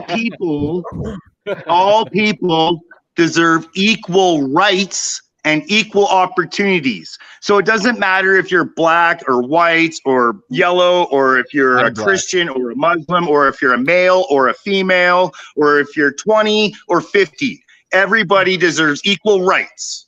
The problem Everybody is they want deserves equal Yeah, but what if- opportunities. That means you aren't. I actually you completely aren't if I agree wanted with to Brett. speak for I these actually people? think he's displaying what Jesus teaches more than what Dick is saying. Brett is talking That- about loving each other as guy, himself. You can't with the Okay, Jesus. he's allowing I'm not them buying your to religion. live their life as they so She choose. was explaining it to Dick, not to you. I agree with Brett as well. I agree with Brett as well. See, I think they want to paint society as like a one-size-fits-all type of governing of mental system where it's an overlooming set of principles that we all have to abide by and follow for the sake of the bigger, picture of our society. Whereas if you got back to more of a communal, localized governing system, you'd see all kinds of different manifestations. And of course, people, determining at a local level how they handle just basic resources in their day-to-day All everybody has to do is going to respect create diversity and people. competition and, you know, true free markets again. Voluntary transactions. If everybody just respected voluntary transactions, there'd be no need for anything. Yeah, I agree with that. Voluntarism is really the solution, right, on many levels. So and you then you don't have need to a make set of sound faith. arguments, because if you That's have a the sound only argument, you can shared get belief people to that anybody participate. needs. Yeah, I agree. I mean, fundamentally, we can get a lot accomplished with just, you know, agreeing on that. What do you think, Machine? feel I've like never been on the this screen has with you before, four but I've different watched you a lot. arguments and they all I know you got disagree. the machine I feel like lies. you Cheers. just changed his argument What's going on, bro? 4 times. Say that again, Sarah. I feel like you just changed your principles on your your argument like 4 different times in that scope, and you just changed your beliefs. I made a good It point. was Who did? I bizarre. did? Yeah, in like the same sentence. Beautiful. Well, reality is fluid. It's not like static in nature. Neither am I. Well, you literally myself, went from you have to have a guy and a god or a spirituality Let him go. to have Let him go. morality Let him go. too. He got back on track. Okay. We're good now. Okay. Well, I No, agree with because Brett. I think this he's is the living more point. of a libertarian. If you're going to have that play golden out, gold life, and I'm that's the going one to I be in a follow. community of people that have a connection to spirit and God, if you want to call it that. It's a label, but you could say the Most High. That to me creates better families, better societies. Okay, so but that doesn't matter. I don't need to like congregate with a bunch of people that say there is no connection to spirit at any level. Because if they don't see that, I think they're very, you know, at a novice level, not to like try to characterize it as bad, but like they haven't really considered any of their own.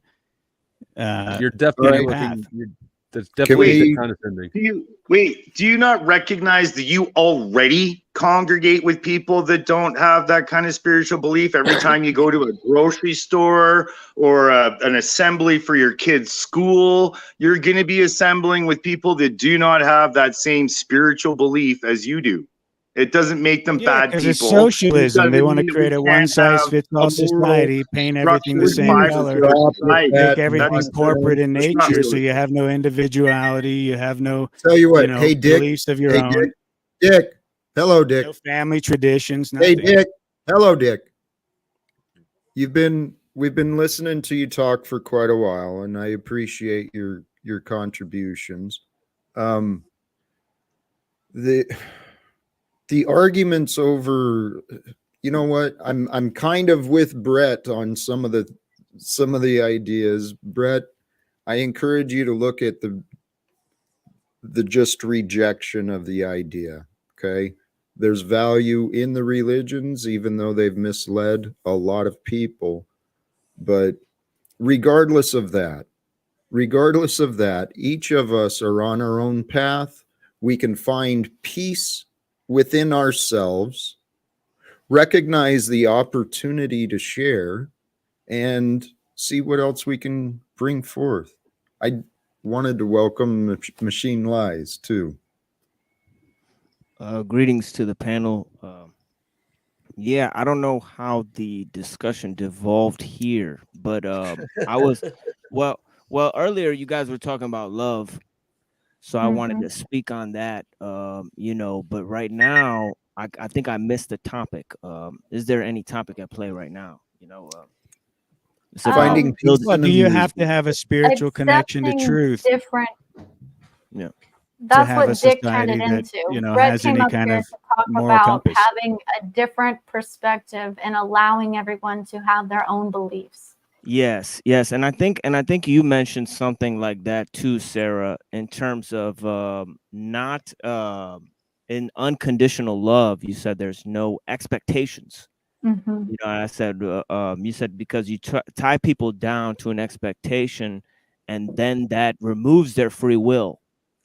And I agree with that. You know, because you have to shit test people's sincerity to a certain extent, and I think in that level.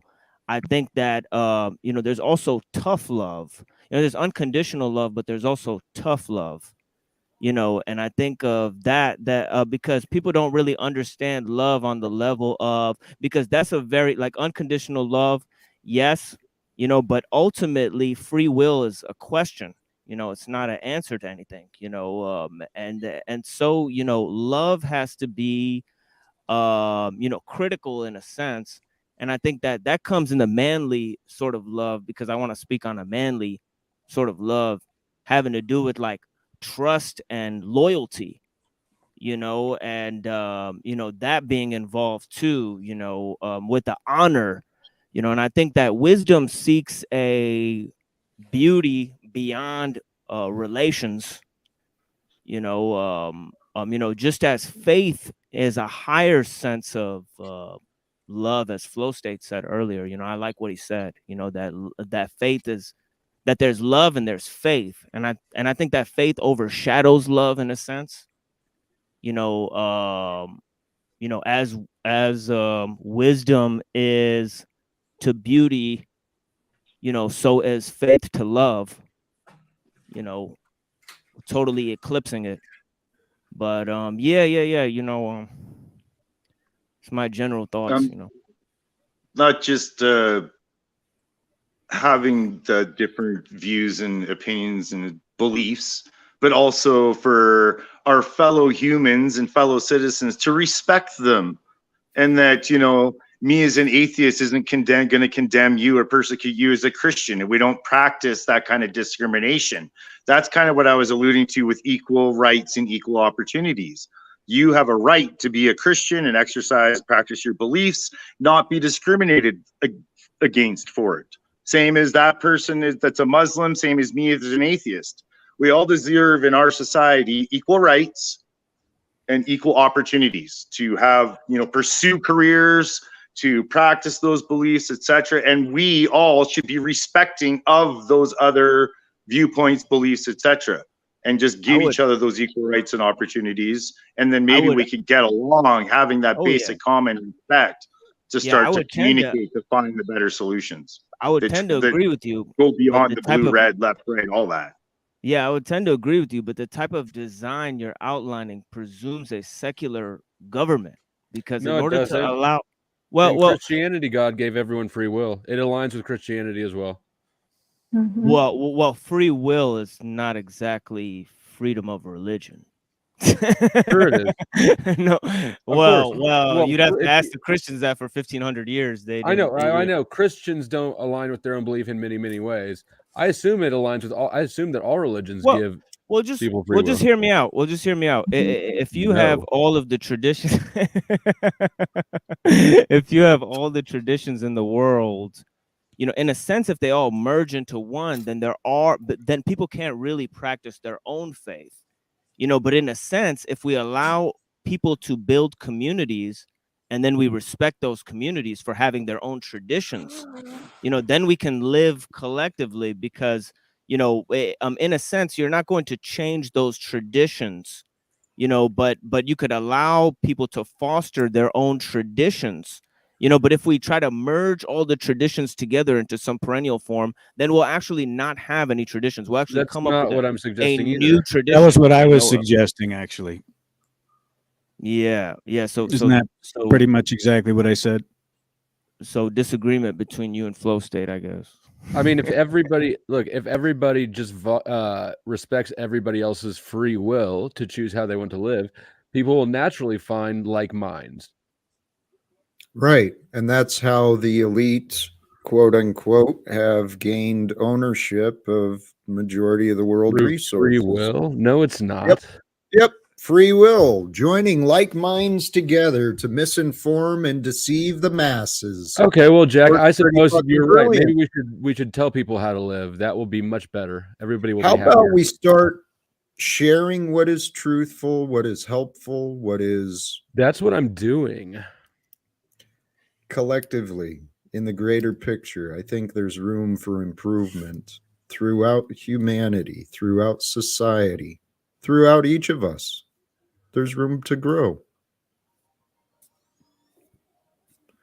And I think, honestly, if humanity, what worked for me to free myself from my worries, my fears, my insecurities was humbling, surrendering myself. My opinion doesn't mean shit. Your opinion doesn't mean shit. And a belief, sometimes someone said it in a comment, sometimes that belief will prevent us from actually knowing, because we won't seek information that's different than our beliefs. I did. Dick, you're And now muted, you've brother. stopped. Machine lies to create what you are proposing. Do you see that voluntarism is the way to actually achieve that, or do you see another path? I think well, my solution is always related to the scope of technology, and either creating alternative technology or taking a critical look at the technology we use, because there is a sense in which there is a global civilization at present, and it's because of international trade. And that international trade is regulated through the cities of the world. And the cities are the kind of the hub of technological innovation as well. So you have this connectivity in the world through the major cities. So if we could get out of the city, not only the mentality of the city, but the goal of the city, which is to propagate international trade, then we can organize our own communities, or we can begin to think of how to do that. But They're if we're trying to push stuck in us this, closer and closer together, though. That's literally the walkable city. Bill Gates and what they're doing in Tampa, what they're doing in some of the other places, is literally trying to stack people on top of each other. yeah, and that relates to the technological scope. The means in which they do this is the objective factor of power in our age, and that is technology itself. So either, like I said, either we have to avail ourselves of alternative technologies or take a critical look at the technology that's being used today. And I think that, to begin to answer the question, I would start there. I think it's critical that we do collectively examine the technologies that are being developed and implemented today. A lot of the technologies for commerce, for surveillance, for data collection, all of this stuff has been growing right underneath of our nose, right under our eyes, and actually funded by our damn collective energies. Mm-hmm. Tax dollars are funding a lot of the innovations and discoveries of technologies that the corporations have been contracted out. Lots of dutiful employees, putting away, paying for their children's education through espionage and manipulation of the minds of the American people. It's fascinating. Has anybody here ever heard of a alloidial title? No. I was just looking at that today, that there are states like Minnesota, Texas. There's another one that I'm forgetting, where you can actually make a negotiation with the government on the taxes, where you pay a lump sum and then you never owe any taxes on that land anymore. Probably a lie. There is. I wouldn't count on that. Yeah, it probably is. I didn't look into it very deep, so speculation, I guess. Most people end up having what's called abstractive title. I'm gonna go. Did I hear Machine Lies right, that you think that technology is a solution to morals? That's sort of what it sounded like. I did not state that at all. Okay. I said, I would actually most likely argue the opposite. But I would say, but I said in the scope of today, because somebody had proposed a question to me, and the question sounded like, well, what would you do in order to change society, since you don't believe in uprooting the traditions and forming a yeah. I got you. My head was still in sort of the basis for morals. Yeah, no worries. Yeah, no worries. Well, Jack, what do you think, though, with the technology? Do you see that it can be used for good? Because I do. I fundamentally think there's ways that we could redesign it, for altruistic purposes. But, is that a losing battle, you think, or where do you stand on that? I actually think the evolution of our technologies and the current state, we're at a tipping point. We are at a point where fellow human beings right now are developing the technologies to you know, inject nanotechnology into our bodies to reorganize the genetic structures of our DNA. And I don't claim to understand the science by any fucking stretch of the imagination, but it doesn't sound very natural to me. And I'm of the belief that what is created naturally has a divine essence to it. And I think man's laws, well, as the words say, the word is very, very powerful. The language we use, every time we speak, we're revealing truth or lies. We're sharing energies of blessings or curses with each other. And the power of word, the manipulation of word, has created man's laws. Man's laws defy natural law. Man's laws have used confusion, overcomplicate the words, and then people think they don't understand. It's happened with religions, and it's happened with governments, economics. Sounds like what Word Wizard does. That is, human beings are very adept at this skill. And that's why we've got to work together to help resolve the confusion that people are showing or that we see, help resolve the contradictions that we find in ourselves and around us. I think we are the solution. I honestly think the words of the scriptures was not understood properly by a greater purpose. I think there's an evolution there's a patterns of evolution and growth that happened from way before we started, and it makes sense of why the society is the way that it is today. But what if we are? What if when we today collectively as human beings, when we get past our differences of color or religion or economics or politics, what if we come together and unite as children of the Most High, children of the truth, children of love, whatever we want to define it? What if we unite for the purpose of a better world? Brett, are you prepared to do that tonight?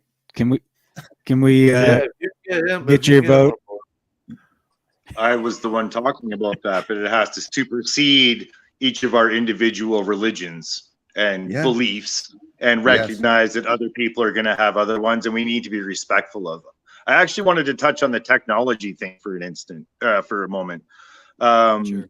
That was brought up. I don't know what channels you guys all follow, but some of the channels I follow are like the World Economic Forum. They have a YouTube channel. They're very open about a lot of stuff.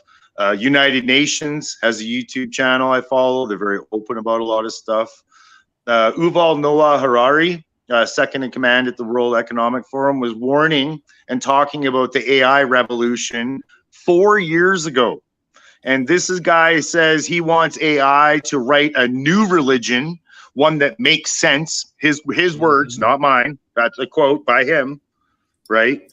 And in the United Nations addresses just a couple days ago, there were world leaders talking about the AI revolution coming and who's at the front lines, and kind of some of what it may consist of, etc. So the technology is great. Don't get me wrong. We're all talking right here, right now because of it.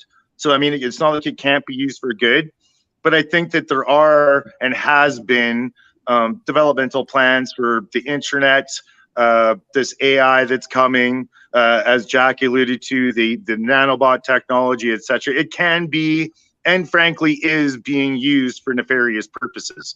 And we should probably be aware and cognizant of it, and just, not dismiss that as, a simple passing fancy. Because I mean, Yuval Noah Harari of the World Economic Forum stated very bluntly that human beings are now hackable animals. So whether we like it or not, it's here, and we should probably be aware of it and keep it in mind a bit going forward. They've been hacking us for centuries. The mind is nothing but a computer. They can hack us easy. Very I'm easy. glad you brought those names up, though, because that mindset, that is the advisor, one of the advisors to Klaus Schwab, the World Economic Forum. They are greatly involved in every state around the world, every government. There are some sick ideas that are being played around with by people with great influence and great I hate to say it, but power. They're programming us. They're using food. They're using pharmaceuticals. They're using music. They're using frequencies, radio waves. You just fucking close your eyes and name it. And they're fucking trying to figure out a way to use it to tap into your authentic self and fundamentally change that. Mm-hmm. If you don't think that's what the game is, bringing everybody together when there's a fucking sound number of them people trying to fuck us all apart. I don't know how. But if That's it's quite a the fucking. scripture, it's all gone. Sorry, Just- check your audio. What'd you say? I said It's a click of the switch and it's all gone. There is no technology if they turn it off. Yep. Yeah, and that's an interesting. I'm liking what I'm hearing Hunger so far Games. on the panel. You know, because it's exactly the topic that I discuss, and that's why I bear this title, "The Yeah, Machine okay. Lies." That makes sense.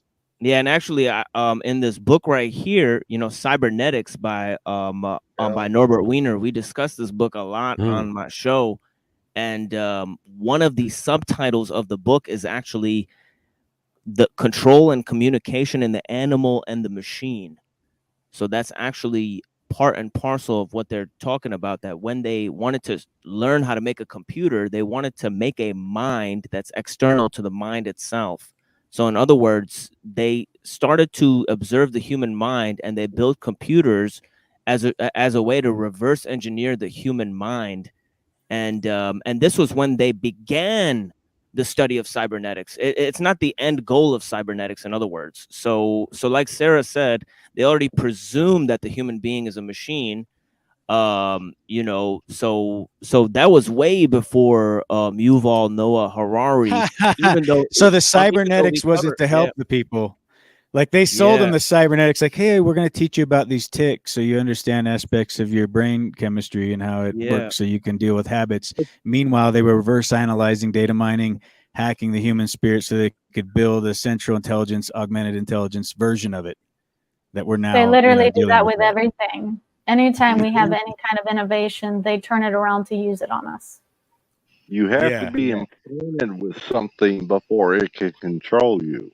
Yes, but I have seen these beetles where they remote control them, and then when you look at like the self-assembling nanotech and how they're sprinkling all this shit everywhere, and got that running in, you know, forming neural networks within your brain chemistry, all of a sudden you're having suggestive thought programming and, you know, impulses that are unexplainable, and it's all frequency. That's called brainwashing. Well, what not if really, but yeah, that's another thing. Washing with no R. What if it is I'm from the St. Louis area. We use an R. That's the problem. We wash things. What if we are experiencing, you know, as spiritual beings having a physical experience? What if there is a spiritual essence and a spiritual war happening? Perhaps intelligence and consciousness of different energies that we don't necessarily see or observe, but there's energies that affect us greatly. And so what if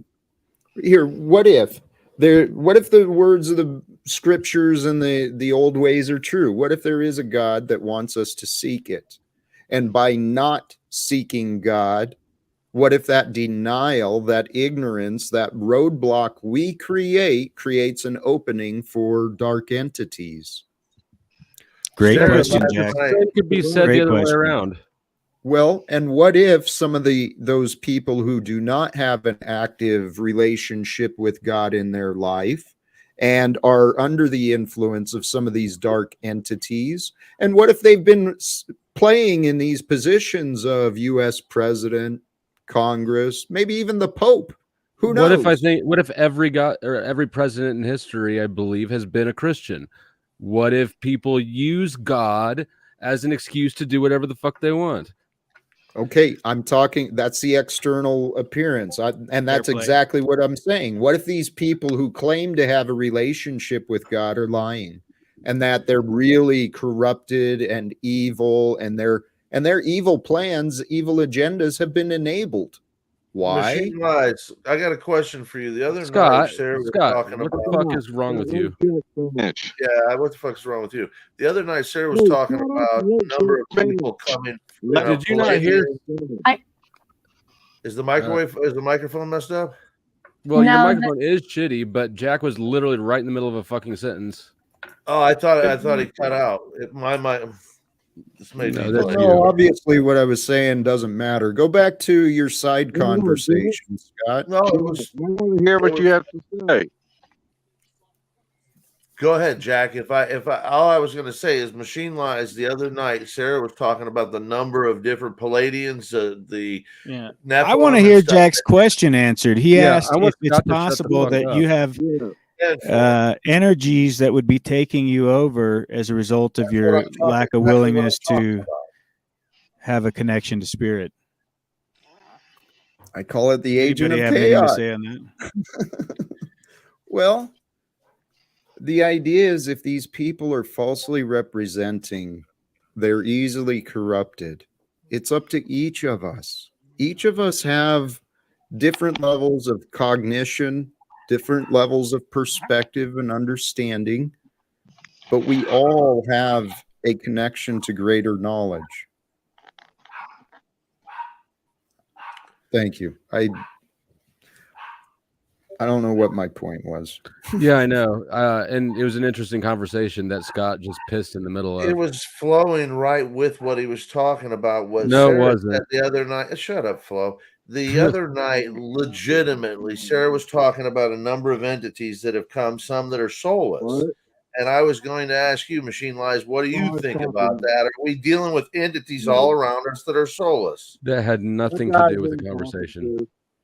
Yeah, I think that technology is part and parcel of that experience, in terms of that, like we stated earlier, that technology is about recreating an externalization of the human mind, perhaps.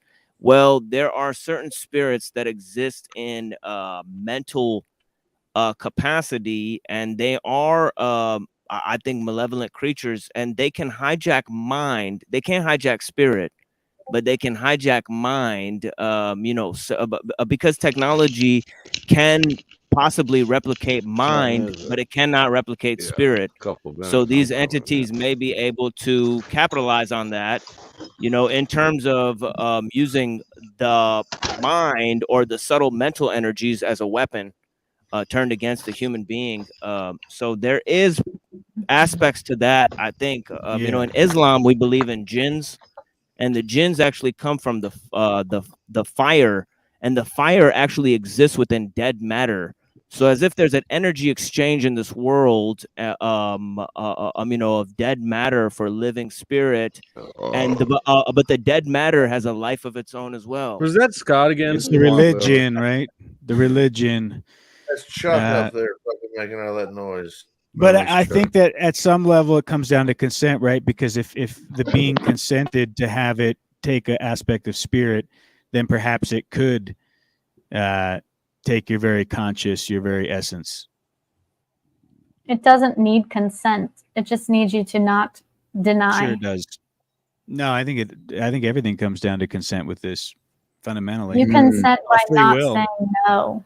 Acquiesce. Silence is consenting. Sure. Well, it's just as if to say. It's just as if to say, like, when you burn something, it disappears, but it doesn't dissipate. That energy still gets converted into something else. Energy is only exchanged. So that's what I mean. That dead matter, that subtle energy, is actually alive in another sense. Because God creates everything. God does not create dead things. Everything that God creates is formed with the living truth. So there is no such thing as dead matter to begin with. Matter is the fiction, not mind. Mind is the reality. But yeah, that's just my 2 cents. But so what you're saying is even the AI in its very essence of being this supposed artificial, like synthetic type of phenomenon is in fact a creation of the Most High because it's built of that organic nature of is it? No, I'm totally mischaracterizing. I don't think so.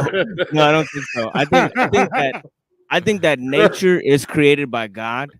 But the repurposing of nature in terms of technology, because you're saying God didn't create anything dead, so all of creation is not God's creation. Then of course we're converting life into junk and trash at a rapid rate. You know what I mean? Of course. God didn't create anything. So God's creation is doing that. God created something that creates death and matter void of relevance, I guess.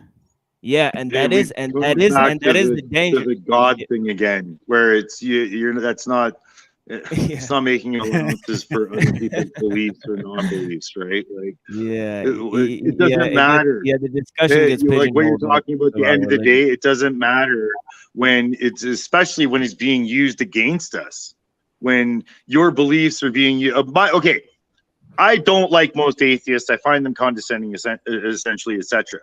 They get told a bunch of propaganda stuff. This side gets told a bunch of propaganda stuff, and it's used to divide the two groups, have us fighting against one another. We're getting into a philosophical discussion instead of real issues that we were talking about like 5-10 minutes ago of the AI revolution, technology being used against us, etc. Like you very much strayed philosophical conversations. You're not going to like it here. That has no real end in sight. When we should Brett, be where does that lead to, though? Our attention much more towards what's happening around us right now, where we're losing all of our rights, we're losing our bodily autonomy. 1984 Orwell incoming. Like that's what we should be focusing a little bit more attention on, in my mind. Sorry.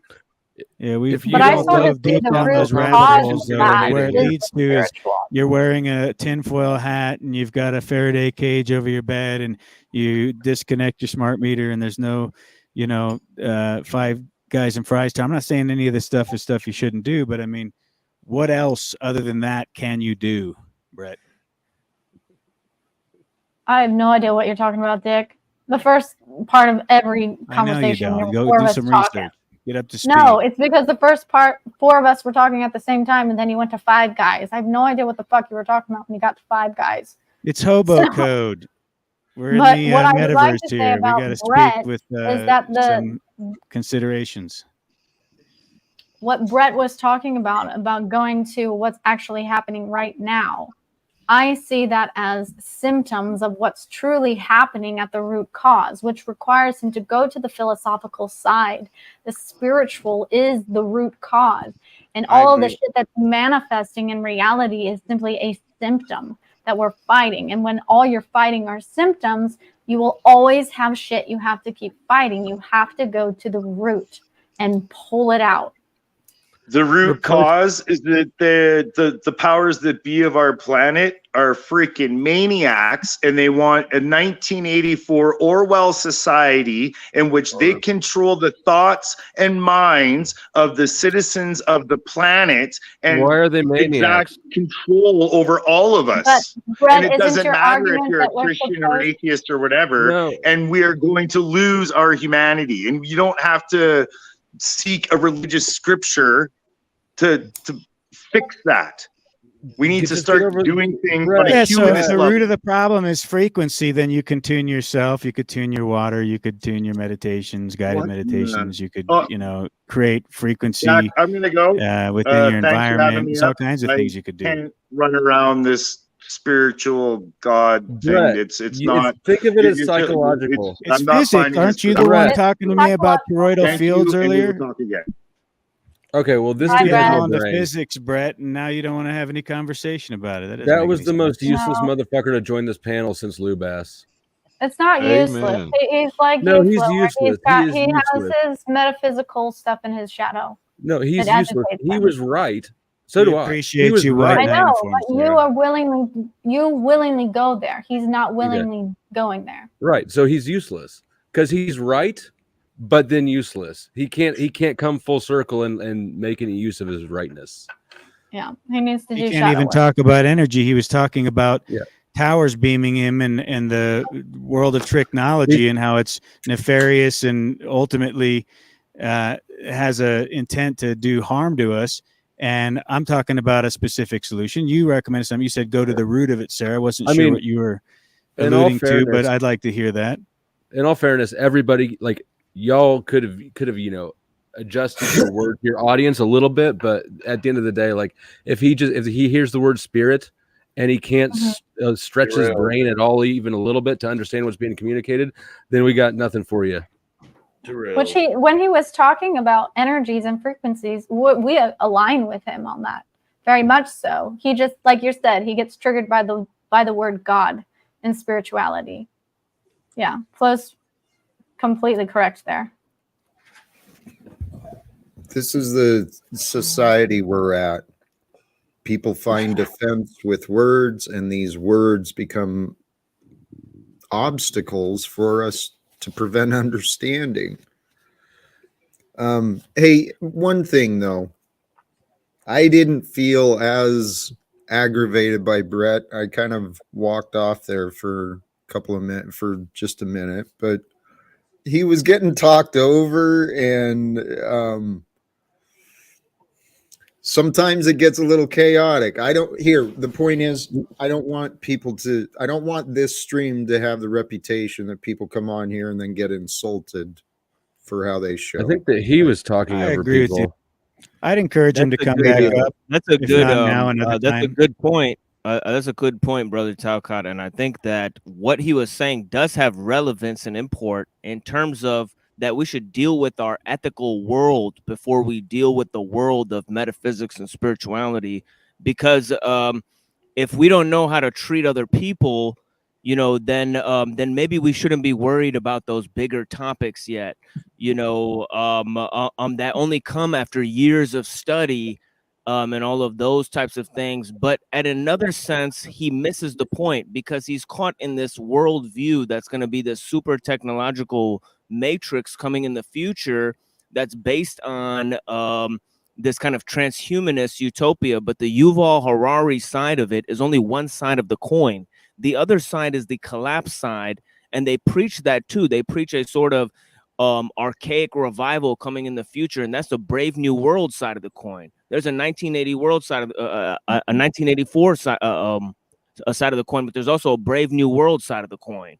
Where it's more Discordian. They want to lessen technology. They want to create an environmental balance. And actually go in the other direction. And you see that in the environmental movement, there's a movement to also scale back to a certain degree. So they want to combine the two, into one, so that whenever somebody says, hey, they're trying to bring this transhumanist utopia, you say, no, it's this environmental balance and harmony. And if they say, oh, they're going to destroy the planet with all They're this on a collision technology, course, it seems. and then they say, no, they're going to save the planet with the technology, so they bring the false dialectic in, to trick people, in my opinion, but yeah. The two of those principles are on a collision course with one another. Exactly.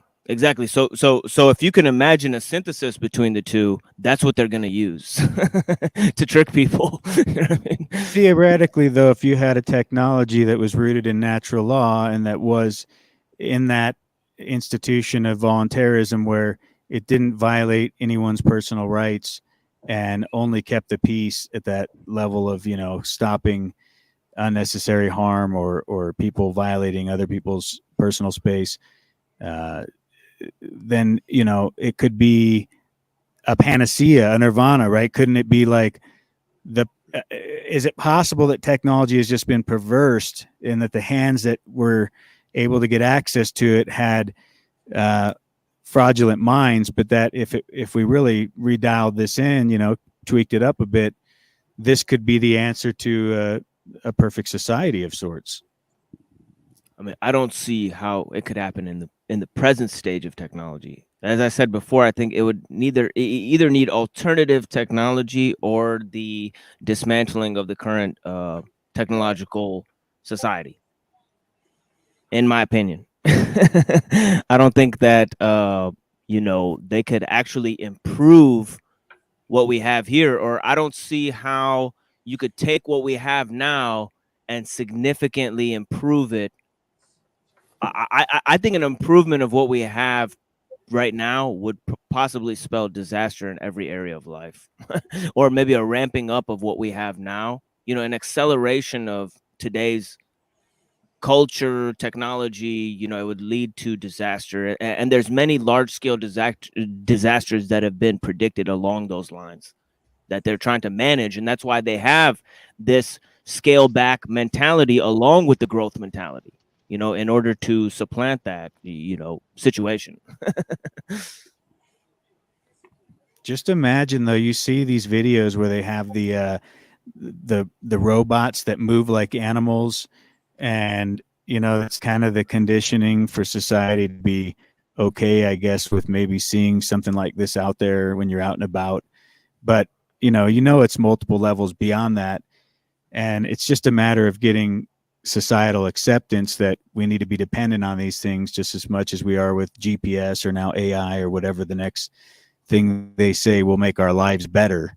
And I don't think it will take much at this point, considering, I mean, really, the way they're planning to replace jobs with the technology alone will be sold, I guess, as what I just was proposing, like a perfect society. But at the root of it, it's corrupt. And what it's really going to make is us all enslaved. And if we don't do anything to change it, you're right. But this is why, I mean, honestly, this is why I'm coming on here 7 days a week, is trying to find others who believe that we can change it. We know maybe be enough. like the Amish, though. Totally fucking, disconnect from all technology. You don't even want to entertain my idea. You just want to play the opposition. Well, no, it's I'm down for it. Like, let's create another. I always said, like, why don't we create our own Amazon? As just kind of a joke, but it's like, if it even started at small scale, if it had the right values and it wasn't really based on a profits before people type of situation, it could grow if people had faith in it. However, all these entities have leverage advantage, right? Because they can monopolize and buy themselves into the market through the government subsidies and interventions. And that's really what you're dealing with, is the technology reflects that. It really is another arm of government at this point. Dick, do you think it can be changed? I mean, no offense. Yeah, my friend, I do think it can be changed. I think that you could do amazing things with technology, even beyond what we're already doing. Because I think at some level we transmutate it and make it highly beneficial beyond what they probably wanted us to, just because of the type of problem solving like solution oriented people we are. So what do you suggest the solution is? I mean, I've been wanting to discuss solutions. We've been describing the problems ad nauseum, in my opinion. I think we should experiment on the dogs first, not the people. Let's create the perfect cyborg dog. And if we make it there, then, maybe we'll think about an at-will experiment of voluntaristic cyborgs. Don't tell him that. You're going to ruin his night. They did start on the dogs. They put those GPS trackers in them to find them wherever they're at. That's probably what this clodhopper I got right next to me is. Conditionally through Pavlov's. Like, they literally started with the dogs. We are Pavlov's dog now. I think the machine lies is from the future. Look at him. Definitely a rock star from the future. I don't know what he's doing here. Why he's incognito?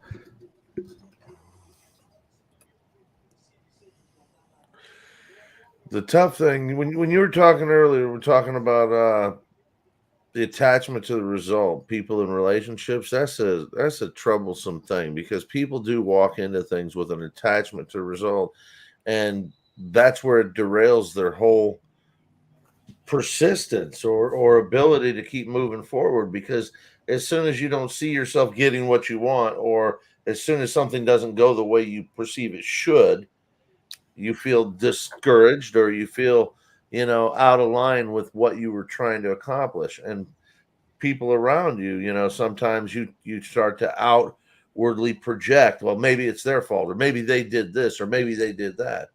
But I think No, that I think that's necessary. Is my mic okay? 10 Yeah. for So I feel like instead of projecting, you got to inject it into yourself and realize I you're the agree with solution. that. I agree with So that. I mean, so anytime I agree with what you're saying, but it's like you have to be the person to change it. You can't well, project it and say, oh, the problem is outside of me. Actually realize that you should be able to receive that emotion and say, okay, right now is not okay. It's a problem in the world or whatever it is, or the problem with the solution that I was trying to bring, and realize that, okay, I need to change something, to keep working towards my goal. You don't have to just always, say, yeah, always adjust your approach. What I'm saying is, attaching yourself to a result is okay. I would attach myself to the pursuit of a goal. And then if you don't reach it right off, or if it doesn't seem to be that the path that you're on is the right path, you make adjustments. But attaching yourself to that result right off, or let's just say attaching yourself to, I met somebody and I want to date her, I'm going to attach myself to that result. You can't do that, because there's someone else in the mix that has to agree and align with that. right, So for sure. putting that attachment on yourself, if you Hmm. will, Sorry. I it's think just it's different scenarios for everything. Like if it's a situation where it's another variable, then that's one thing. But as long as if you can control it to the point where you're the variable in it, you're the one that has control over what's going on in that certain aspect, then you can literally make it happen. You don't have to you don't, the more you focus on what you're doing and what you have control over, and start projecting into the world and change the world type of ideas, and if everybody does that, the whole world will change. I think If that's the you whole point. That's the whole Yeah, point, is you can't outwardly project and make things the way you want them to be, but you can inwardly reflect and start adjusting your approach, and your world around you will change naturally, and therefore that desired outcome could manifest itself, and I would suggest is even more likely to manifest itself than you trying to change the world outside of yourself. right, I agree with that. So that's where I think attachment can lead you astray if you don't attach yourself or your inward, um, your gut into it. Your real true heart into something. Then don't look for it outside of you, because it's not going to be there. And I kind of see when Brett was here earlier. Um, I've told people in my life before. I'll say it again. If you can't find God somewhere in the mirror when you're looking at yourself, looking for him outside of you gets a lot more difficult. So, Yep. my opinion. So, Know thyself. yeah. Thank you. That's that's what I needed to remember. Know thyself. And myself, I'm feeling complete. Um, What have you been I doing had up there in the corner, good Jack? conversations, and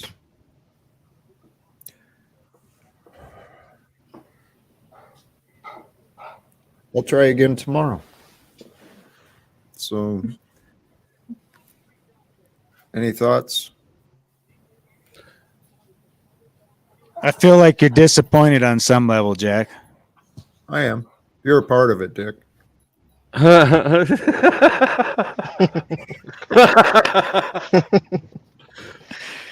be Oh, a Help me out, grueling, bud. grueling process, Jack.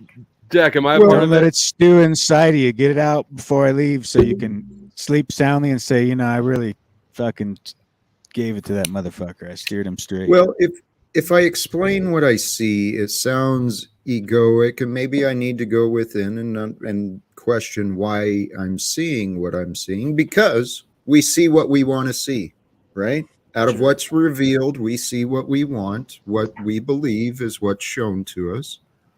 And for whatever reason, the pattern I've been trying to break is I feel unheard.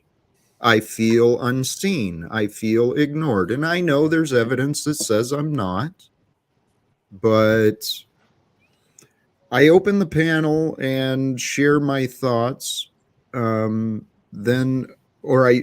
open the stream, share my thoughts, and open the panel. And then it's just like, holy crap.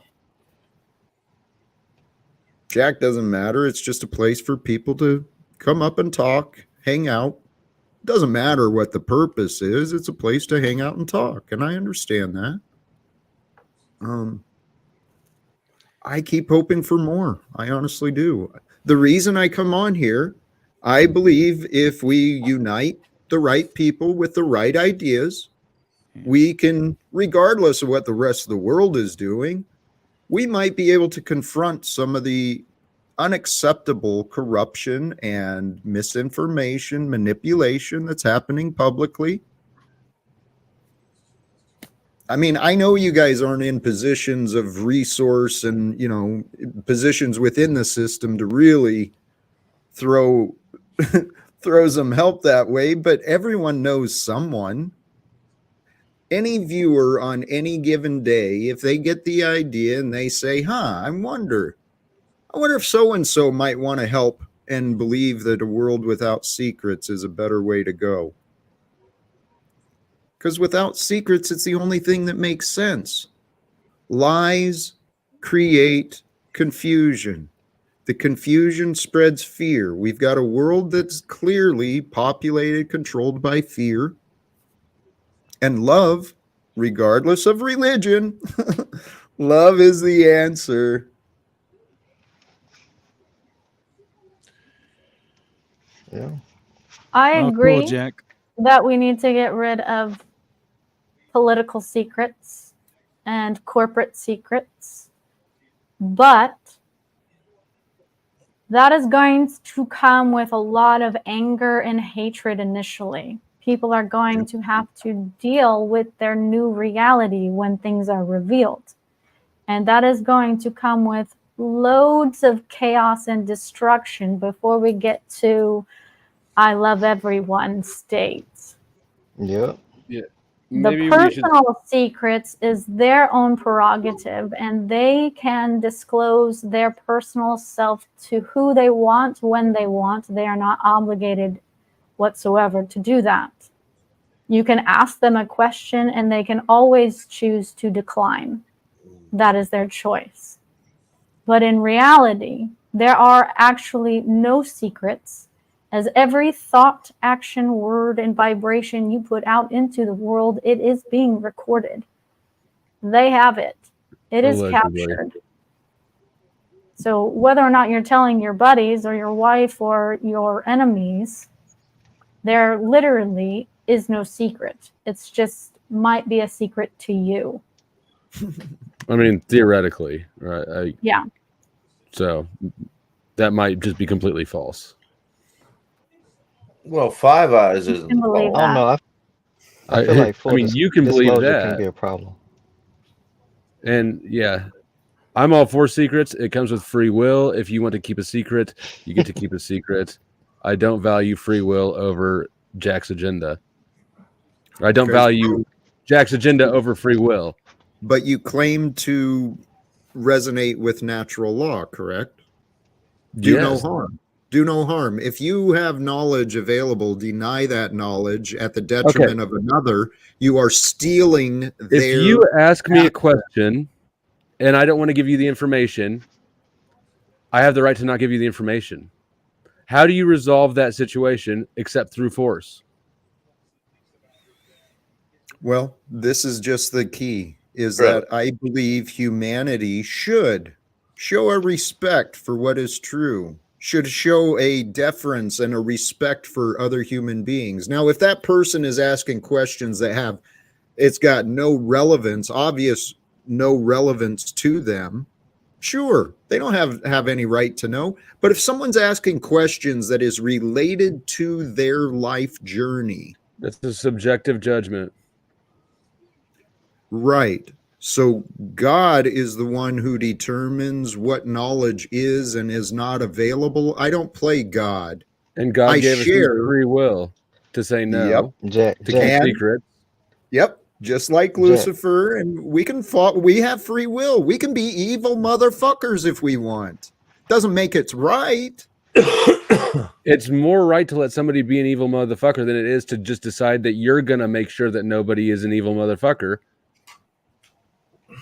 I mean, that's the only way that these sort of things. Whoa. What? Jack. Are you alleging let me that give you this I'm example. trying to determine who? I'm alleging that you're implying that I think somebody you're- should determine it. No, the facts. Truth determines what is real. What is real, right? What is real is created by the phenomenon of existence. It's visible, measurable, recordable. It is real. And what is visual and measurable is then explainable. Now, the explanations of what is real becomes what is known as the truth. So we each have our perceptions on what is true, but there is an underlying reality that we all share. We can know it as now. But we cannot objectively identify it always because we have different perspectives on it. When there's willingness, there can be resonance. There can be shared perspectives. There doesn't have to be disagreements over what is factual. And that's all I'm Stop suggesting. disagreeing with me.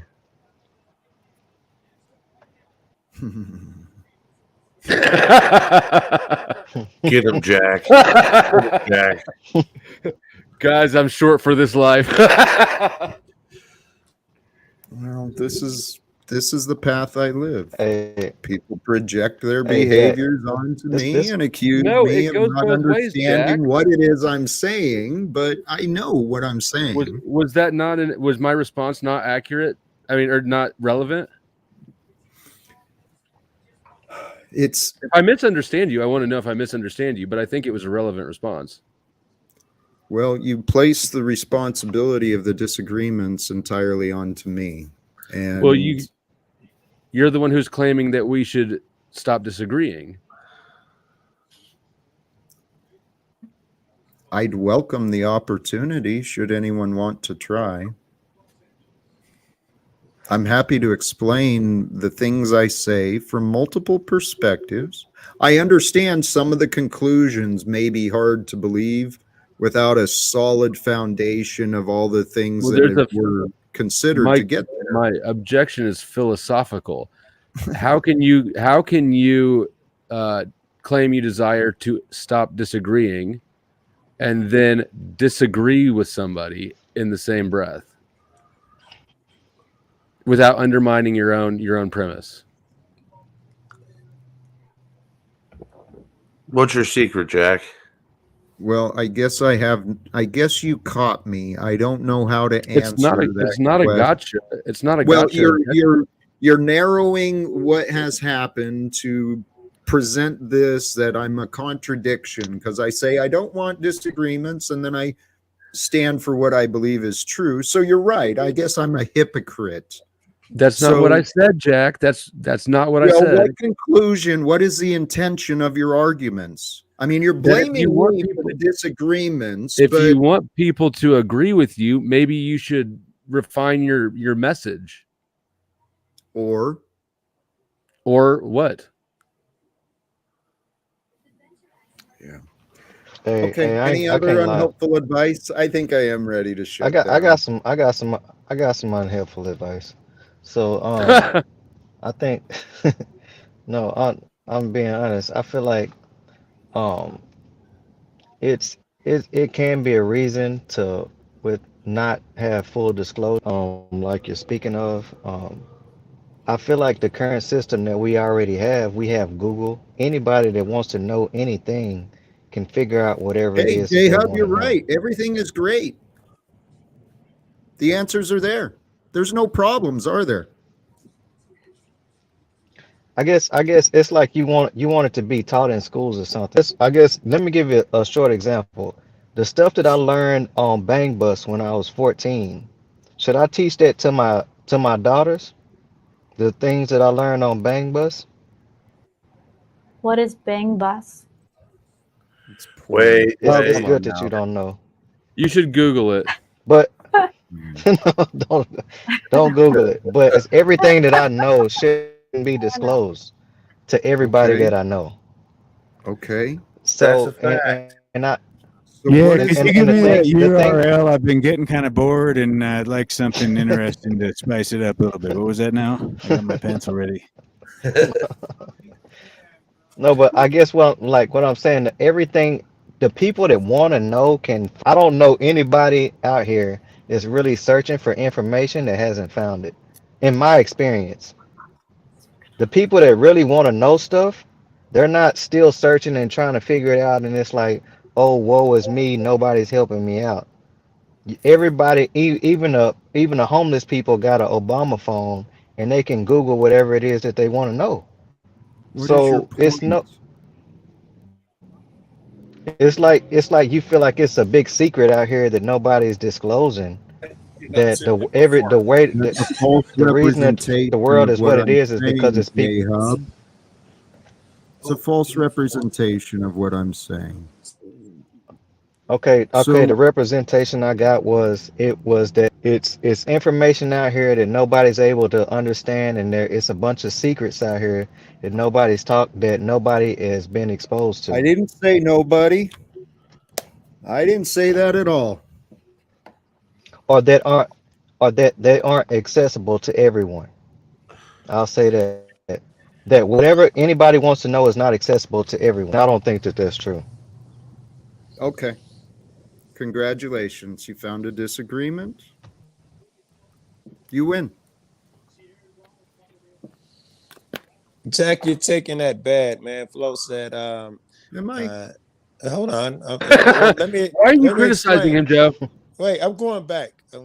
I barely probably didn't hear what J Hub said. I wasn't listening. I'm going back to what Flo said when he said, I thought that was really smart.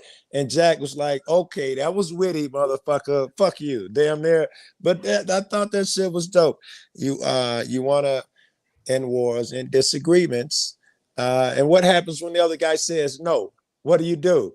What do you do? I thought that was dope. That's war. You're in war then. But if the other guy doesn't agree to end it, Then what you're at go? war. You're at war. Hmm. What Yep. can you do? Is there anything you can do?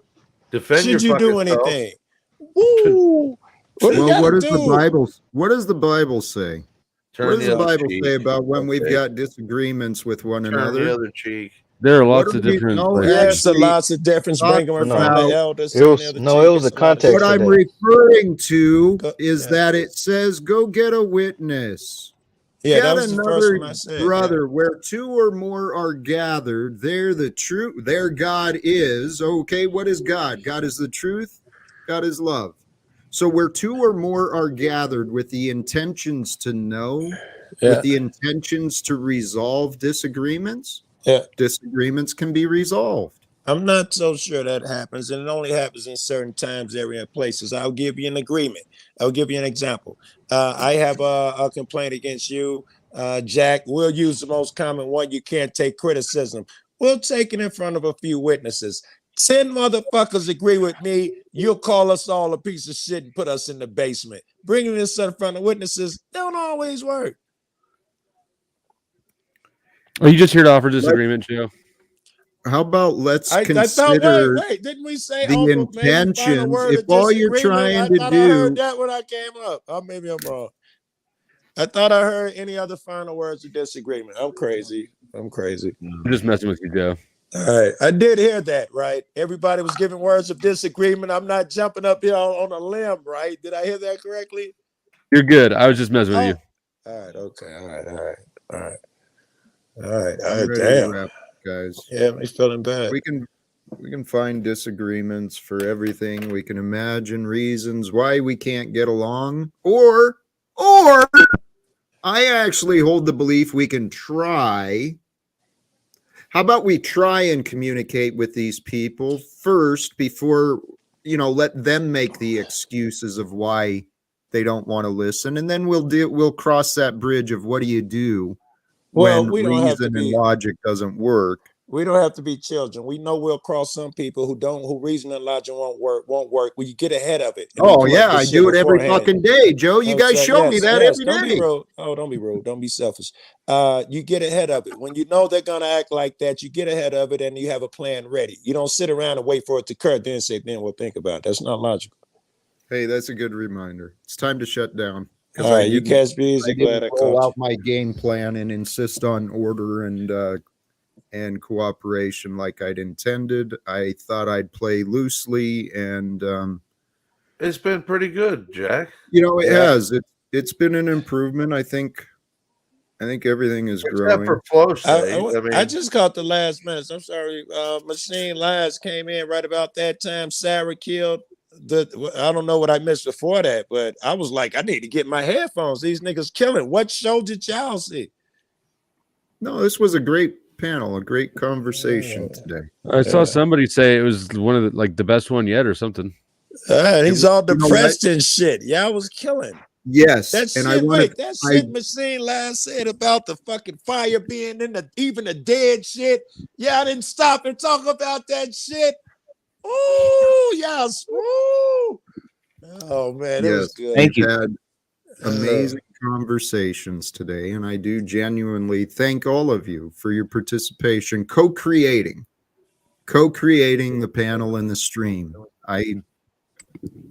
And I thank you for not kicking me, even though I called you on bullshit when it was definitely bullshit. And you had every reason to kick him. And look at me still poking the tiger. Right, still poking at the last second. All right, well, I'll do the first final words then. Let's see. I want to congratulate Sarah on I'll do it first because I got nothing to say. I just got here later. Love you guys. On looking at porn. Okay, go ahead. Bye, Joe. I just want to make sure that it's abundantly clear that I think Brett is a retard and has very one-dimensional thinking. And good luck finding solutions when you have no desire to think about anything at all. That's it. Thanks again, Jack. Adios, panel. Adios, chat. Thank you, Flo. Respect, and I do appreciate you, my friend. I'll go next if everybody's. I'm out of here. Cheers. Dipped in the middle.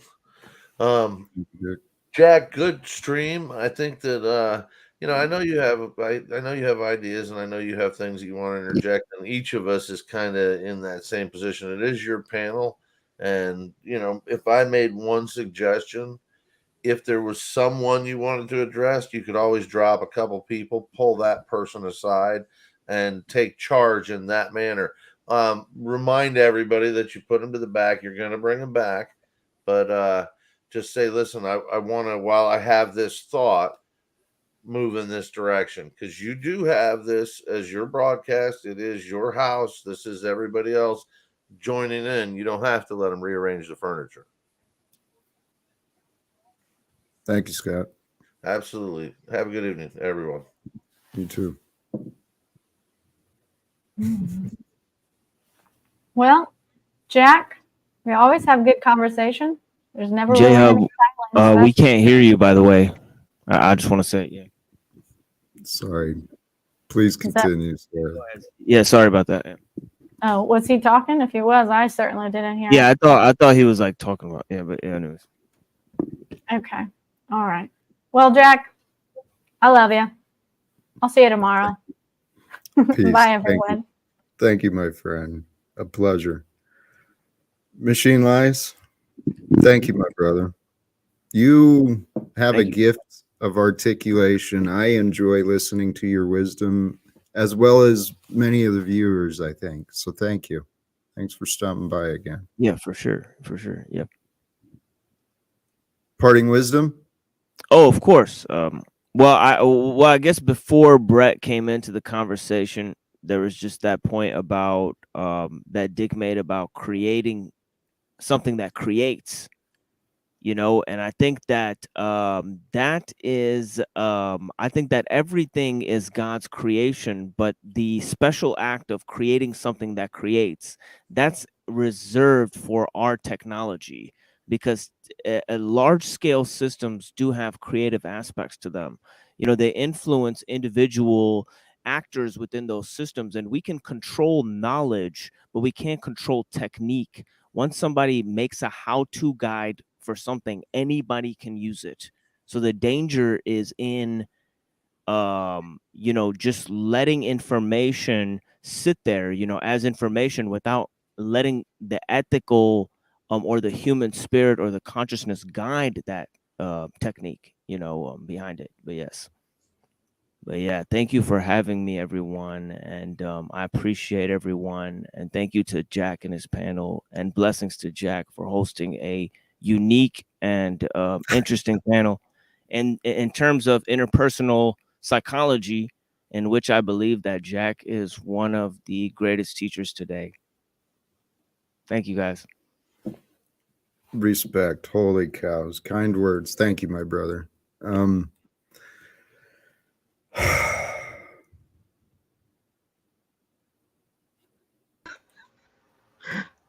Jack, I love you, Jack.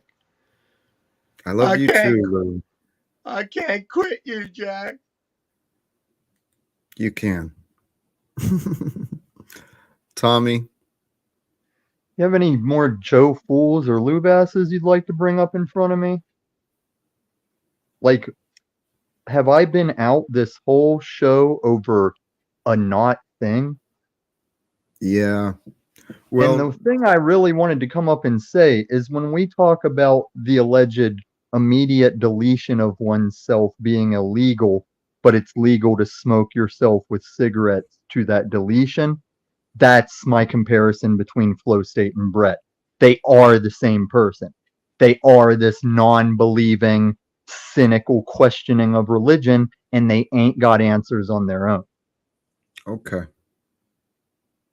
And Brett, just for you, baby, this woman that follows you around making the broccoli AI pictures of you, Please I've stop. never gotten as much email response as when I went on into her house, into her basement, and left her with nowhere to go until the platform itself just dropped me out. And then she took that little liberal lap win where, like, it was obvious my shit went dead and it dropped me out. And she's like, look, Tom, you're just gonna have to deal with it. I'm gonna ask questions, I'm gonna bring back. Like, Tom, I didn't leave. who are you talking to? Are you To talking everybody. to me? No, But, I no. mean, That's okay, so you're not that's how talking to me. that's how you weaponized unconditional love. Like, Okay. we think of unconditional love. Okay.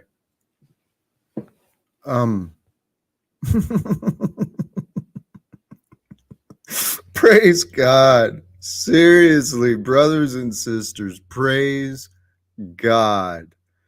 Holy cows. I want to sincerely thank all of you who joined the panel today. Genuinely, sincerely, I do feel, and based on some of the feedback from the viewers, I do feel like this was one of our better streams, where we had the minimal chaos. There's times where my frustration rose with multiple people speaking over each other and the chaos I saw, but maybe I'm a little nitpicky, and I don't mean to be so picky. I really don't. I try to be accepting, and I try to be grateful. And brothers and sisters, if you can do that, if you can find it within yourself, the ability and the fortitude and the will to be grateful, to accept the nonsense, the craziness, even the pain. If you can accept the pain and the loss that life can bring, because life will bring loss, life will bring heartache, life will bring pain. But if you can face that and move through that with courage, with gratitude, with peace, with grace, think about how you can evolve. Think about how you can refine when really faced with these challenges. When the world is stacking the cards up against you, stacking the debts, stacking the deck against you, as far as challenges and uncertainties, trust in you. Find peace and strength within you, your being, your wholeness, your completeness of now. And recognize that now, brothers and sisters, today is a starting point for the rest of your life, the rest of my life. And I have the hopes and the dreams of a beautiful future, not just for me, but for all of us, because we are one. We are one time in history, inseparable, one with time and space and God and love. Till next time, please subscribe, do the notification, and see what happens in the future. God bless and live without fear. Thank you.